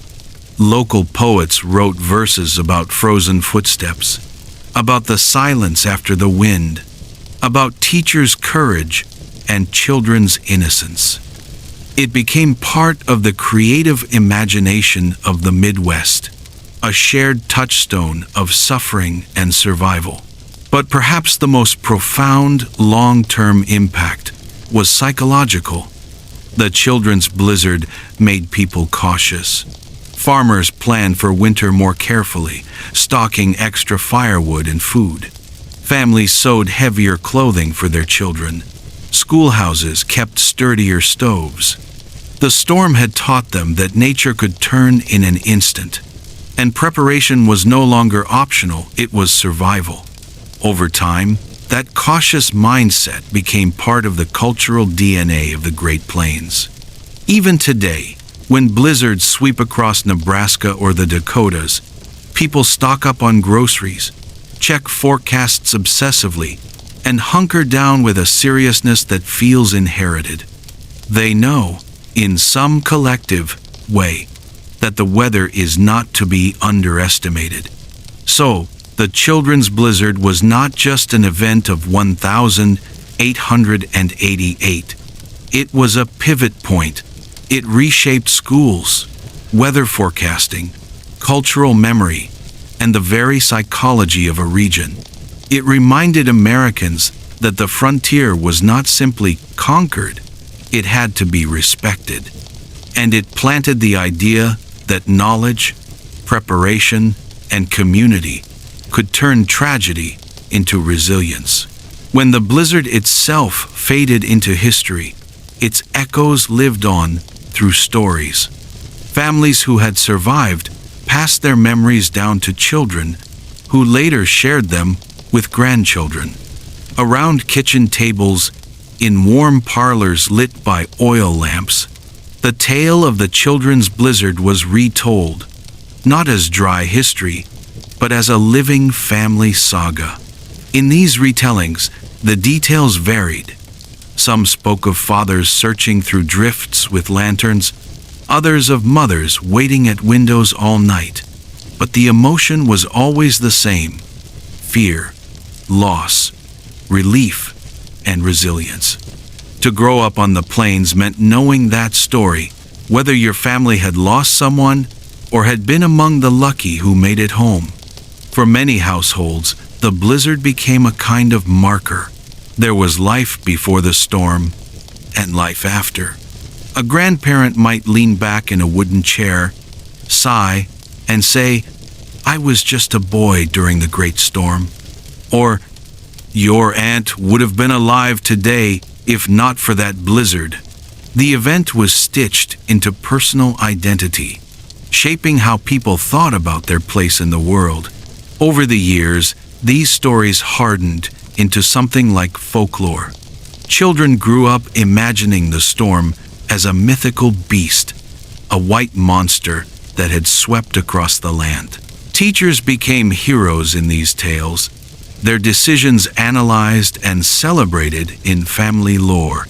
In some versions, even the blizzard itself was given a will, described as if it had chosen who to spare and who to take. At community gatherings, church socials, harvest festivals, county fairs, the story resurfaced. Someone might mention a name, and heads would nod, remembering a family line that had lost a child that day. Music played, food was shared, but the storm lingered in conversation like an old relative who could never quite leave the room. Historians later collected these stories, but long before they appeared in books, they lived in oral tradition. In some ways, the oral version was more powerful because it carried the raw voice of those who had felt the cold, heard the wind, and walked across the drifts. Every family had its version, colored by memory and emotion, told and retold, until it became as much legend as fact. Even in the 20th century, as cars replaced wagons and electric lights replaced lanterns, families still gathered to talk about the storm. By then, many of the original survivors were elderly, their faces lined, their voices fragile. But when they spoke about that day in 1888, the years seemed to vanish. Their eyes brightened with memory. Their voices carried the same urgency they'd felt as children. Young listeners leaned in close, realizing they were hearing something sacred, a story not to be forgotten. School children, too, learned about the blizzard, sometimes through textbooks, sometimes through guest talks by aging survivors. A classroom might sit silent as an old man described trudging through snow higher than his shoulders, or a woman explained how her teacher had kept them alive by piling desks against the door to block the wind. These accounts gave history, flesh and blood, reminding children that the prairie had not always been tamed. In small towns, anniversaries of the storm were sometimes marked with newspaper articles or church sermons. Local journalists wrote about 30 years since the storm, 50 years since the storm, framing it as both tragedy and triumph. Memorial services honored those who had perished, often listing their names so they would not be lost to time. What's striking is how the storm shaped identity not just for individuals, but for entire communities. To be from Nebraska or Dakota in the early 1900s often meant carrying the children's blizzard as part of your heritage. Outsiders might never have heard of it, but locals knew. It was their story, their trial by ice, a crucible that defined what it meant to endure on the plains. Even those who had arrived after the storm adopted the story. New settlers learned it from neighbors and took it on as part of belonging. It was a way of saying, "We are in this together. We understand the risks. We carry the memory, even if we were not there." In this way, the blizzard became less about the specific families who had been trapped and more about a collective identity of survival. The storm also crept into cultural expressions, folk songs, poems, even plays performed in small community theaters. Lyrics spoke of children walking home with scarves pulled tight, of lanterns flickering in the snow, of the silence after the wind. Audiences wept, not just for the dead, but for the resilience of those who had lived. These performances kept the memory alive in an age before television or film. By the mid-20th century, when radio and then television spread across the plains, the story took on new forms. Documentaries, interviews, and novels brought the blizzard to a wider audience. But at its core, the power of the story still came from the way it was told in homes, handed down like heirlooms. It wasn't just a memory of death, it was also a memory of endurance. Survivors described the way neighbors had dug each other out, the way communities had gathered to comfort the grieving, the way life had gone on despite everything. Those themes of resilience, of community, of respect for nature were carried forward as values, lessons, as relevant in the 1,950 seconds or 1,980 seconds as in 1888. Today, more than a century later, the children's blizzard remains a symbol. Books and films keep it alive, but so do the DAP-1 descendants who still live on the prairie. For them, the storm is more than history, it's heritage. When the wind howls across the Dakotas, when snow drifts block highways, when children are told school is canceled because of weather, echoes of 1,888 ripple through the culture. And in that way, the storm endures. It is not just a date on a calendar. It is a legend, a reminder, a warning, and an identity. Families still tell the story at dinner tables. Teachers still recount it in classrooms. And each retelling ensures that the courage and the loss, the fear and the resilience will never be forgotten. When the storm first struck, newspapers across the Midwest carried brief reports. Terrible blizzard sweeps the plains. Children lost in snow. Dakota Territory struck by disaster. The headlines were grim, but the stories were often incomplete. Information traveled slowly, and editors pieced together fragments sent by telegraph. Some papers exaggerated numbers of the dead, while others downplayed the tragedy to avoid scaring off settlers. By the 1,890 seconds, as railroads expanded and more communities grew, the children's blizzard began to be remembered not just as a weather event, but as a defining chapter in the settling of the prairie. Journalists revisited the storm in anniversary pieces, interviewing survivors and reprinting their accounts. Each retelling added layers of interpretation, sometimes focusing on the heroism of teachers, other times on the suffering of immigrant families. Historians in the early 20th century treated the storm as evidence of both the dangers and the courage of frontier life. They wrote about how it tested the will of settlers, showing the costs of pushing civilization into harsh landscapes. Some framed it as a cautionary tale. The frontier was not just opportunity, but also risk. Others used it as a symbol of resilience, proof that pioneers could endure anything. As the decades passed, the children's blizzard became a definite subject for novels and plays. Writers dramatized classrooms filling with snow, parents searching with lanterns, and children wandering in whiteouts. These literary depictions blurred fact and fiction, but they also kept the story alive in American culture. One novel might describe the storm as a punishment from nature, while another painted it as a test of faith. Each version said more about the author's worldview than about the storm itself. By mid-century, scholars began asking harder questions. Why had schools not been closed earlier that day? Why were forecasts so inadequate? Did immigrant families, unfamiliar with the dangers of the plains, suffer disproportionately?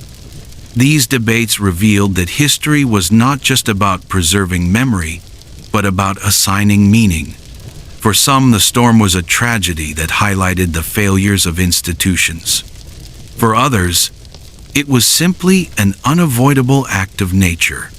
Television documentaries in the late 20th century gave the storm a new platform.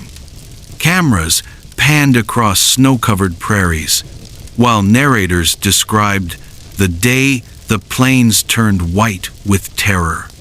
Survivors' grandchildren shared family letters and diaries.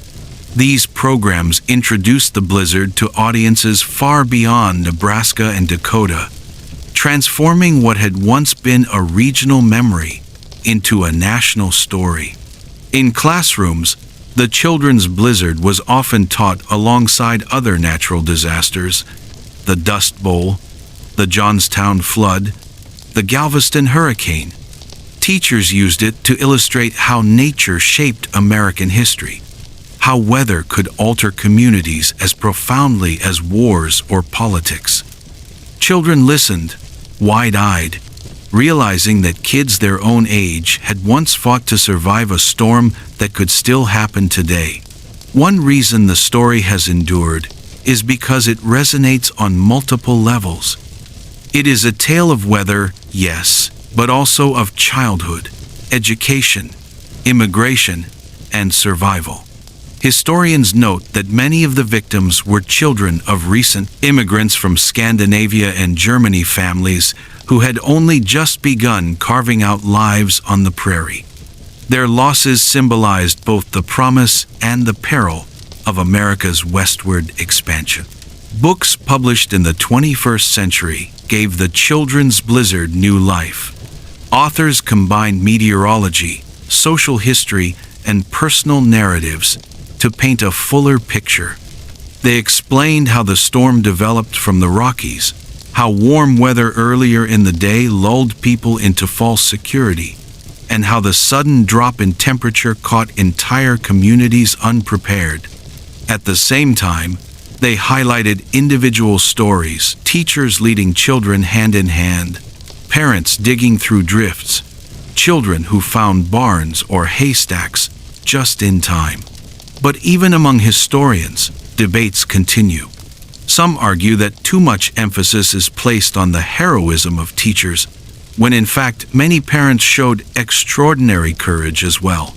Others question whether the storm should be remembered primarily as tragedy, or as a symbol of adaptation and survival. These debates are not about erasing the past, but about understanding what we choose to emphasize. For descendants of survivors, these books and documentaries carry deep emotional weight.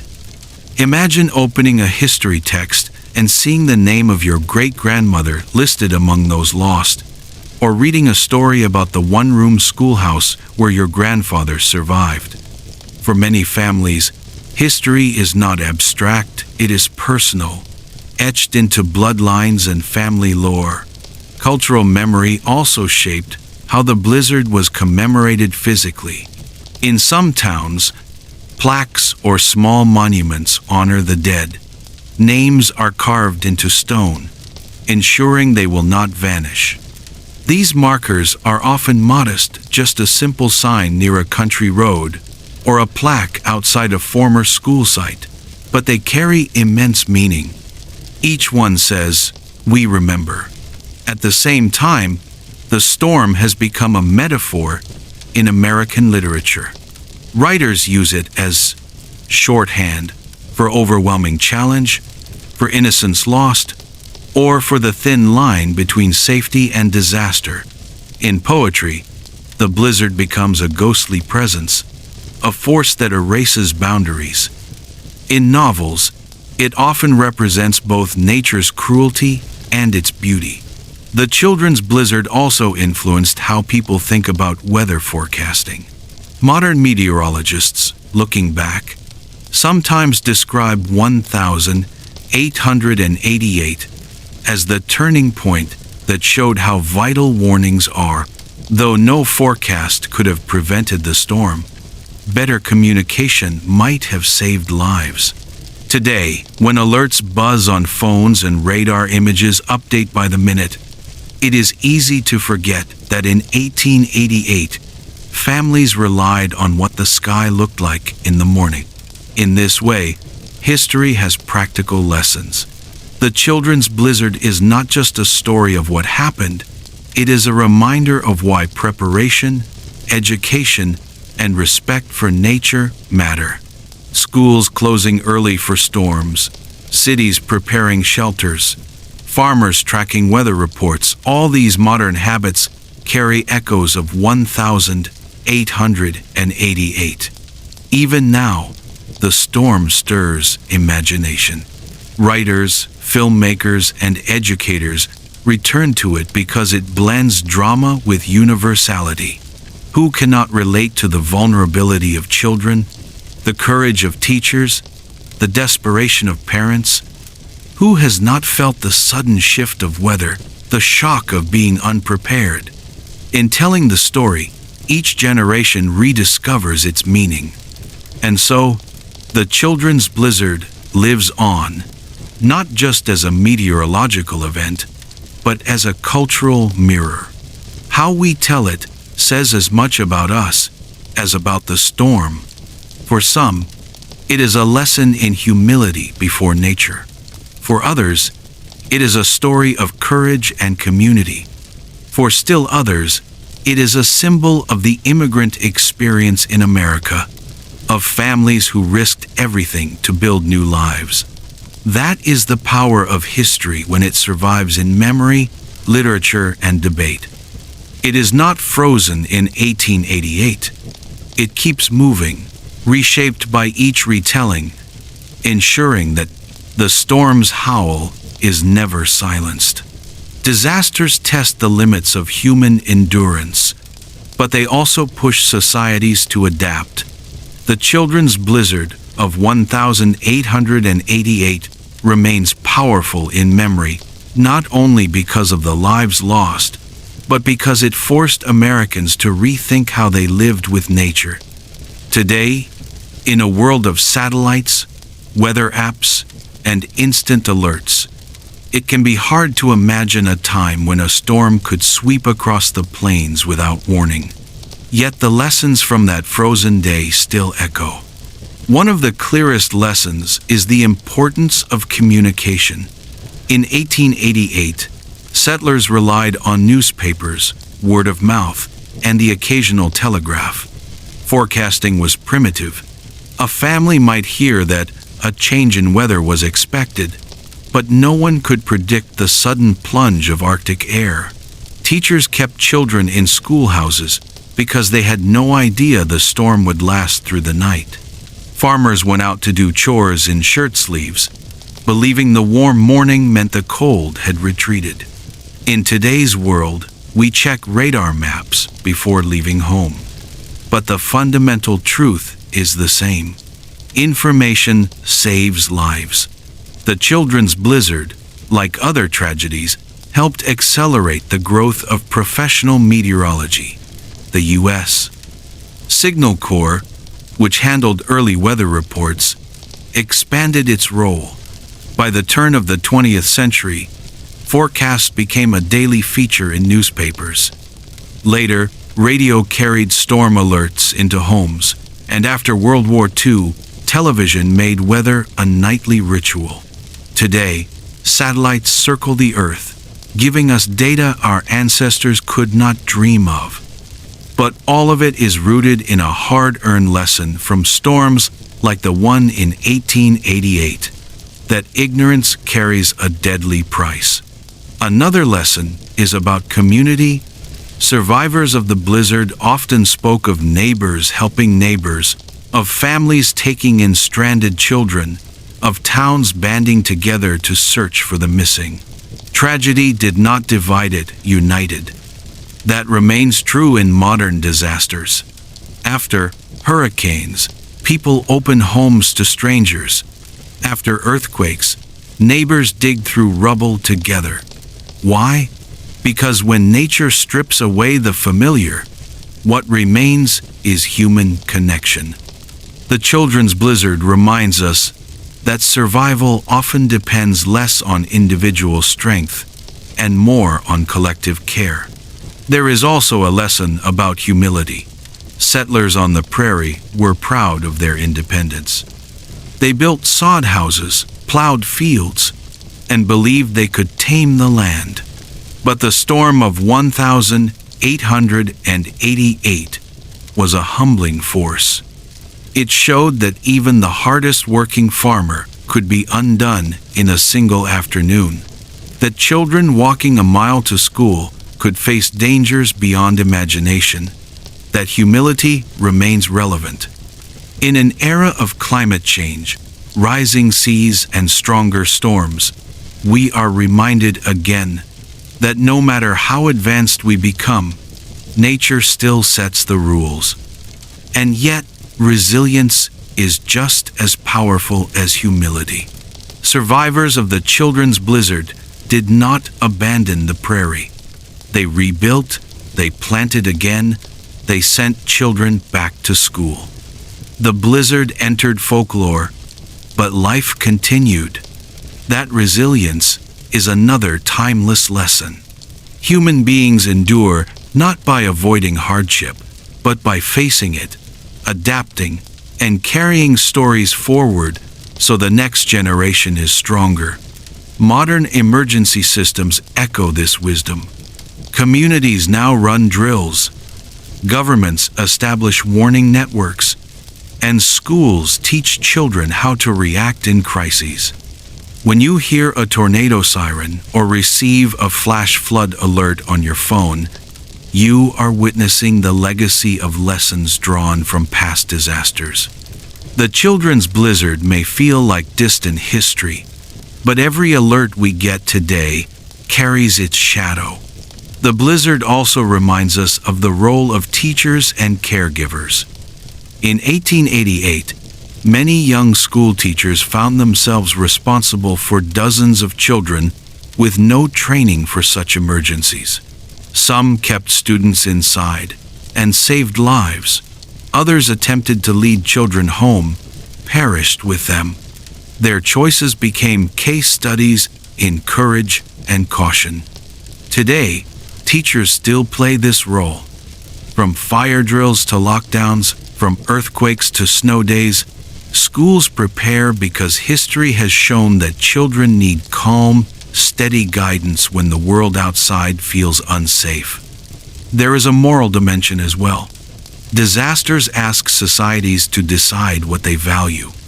In 1888, some newspapers blamed immigrant families, suggesting they were unprepared because of their foreign ways. Others criticized government for lack of warnings. Still others urged compassion, reminding readers that these were hard-working settlers who faced circumstances beyond control. That debate, blame, or empathy still happens today. After every storm, flood, or fire, we ask, do we point fingers, or do we help rebuild? The children's blizzard nudges us toward compassion. And finally, there is the lesson of memory itself. If we stop telling the story of 1888, it risks fading into statistics. But when we pass it down as a cautionary tale, as a memorial, as part of our shared heritage, it continues to shape us. Memory transforms tragedy into wisdom. That is why descendants of survivors still gather each January to remember, why authors continue to write books, and why videos like this exist. By keeping the story alive, we turn loss into guidance. So, what does all this mean for us today? It means that every storm, every natural disaster, is both a challenge and an opportunity. A challenge because lives are at risk. An opportunity because each one teaches us how to be stronger, kinder, and more prepared. The children's blizzard was born of cold winds and snow, but its legacy is warmer. The reminder that humanity, in its best moments, shelters, protects, and remembers. Ordinary people who woke that morning expecting a normal day, only to find themselves in the fight of their lives. It was about parents who waited by frosted windows, praying their children would return. It was about teachers who became guardians, making impossible choices in the span of minutes. And it was about children, innocent, laughing, full of life, suddenly caught in a storm they could not understand. When we tell their story, we're not just talking about the past. We're reaching across time. We're holding hands with them, walking beside them through that endless white night, and reminding ourselves that their courage still matters. Because the truth is, every generation faces its own storm. For them, it was the blizzard of 1888. For us, it may be fires, floods, hurricanes, or even personal battles that no one else sees. What carries us through isn't perfection. It isn't the absence of fear. It's the small acts of care, the teacher whispering, "We are safe," the child sharing a blanket, the farmer opening his door to a neighbor. Those are the things that outlive the snow. Those are the things worth remembering. Think about it. Storms strip everything away. They take down fences, bury houses, silence the world. But they cannot bury love. They cannot silence courage. They cannot freeze hope. The prairie settlers learned that on that terrible day, and we can learn it still. When the wind howls outside your own window, when life feels cold and overwhelming, you can remember those children and teachers. Remember the glow of the stove, the whispered stories, the way they found calm even as the storm raged. That same calm, that same courage lives in us, too. History is not meant to stay locked in books. It is meant to live in us, to guide us, to soften us. That's why we tell stories like this, not for sadness alone, but for strength. Not to dwell on what was lost, but to honor what was found, the resilience of the human heart. So tonight, as you let this story settle, take a breath. Imagine the storm fading, the first light of dawn touching the snow, and the children stepping out of the schoolhouse into a world remade. Cold, yes, but alive. Fragile, yet enduring. That is the gift of memory. And now I want to leave you with this thought. Every long night ends. Every storm, no matter how fierce, eventually passes. And in its wake, if we hold on to hope and to each other, we find light again. So close your eyes. Let the warmth of this story wrap around you like a blanket. Hear the fire's soft crackle. Feel the safety of togetherness. And let the storm drift away. Sleep well, my friends. May your dreams be gentle, your rest peaceful, and your heart steady with the quiet courage of those children who faced the blizzard long ago. And may you wake tomorrow, like them, to a new morning filled with light.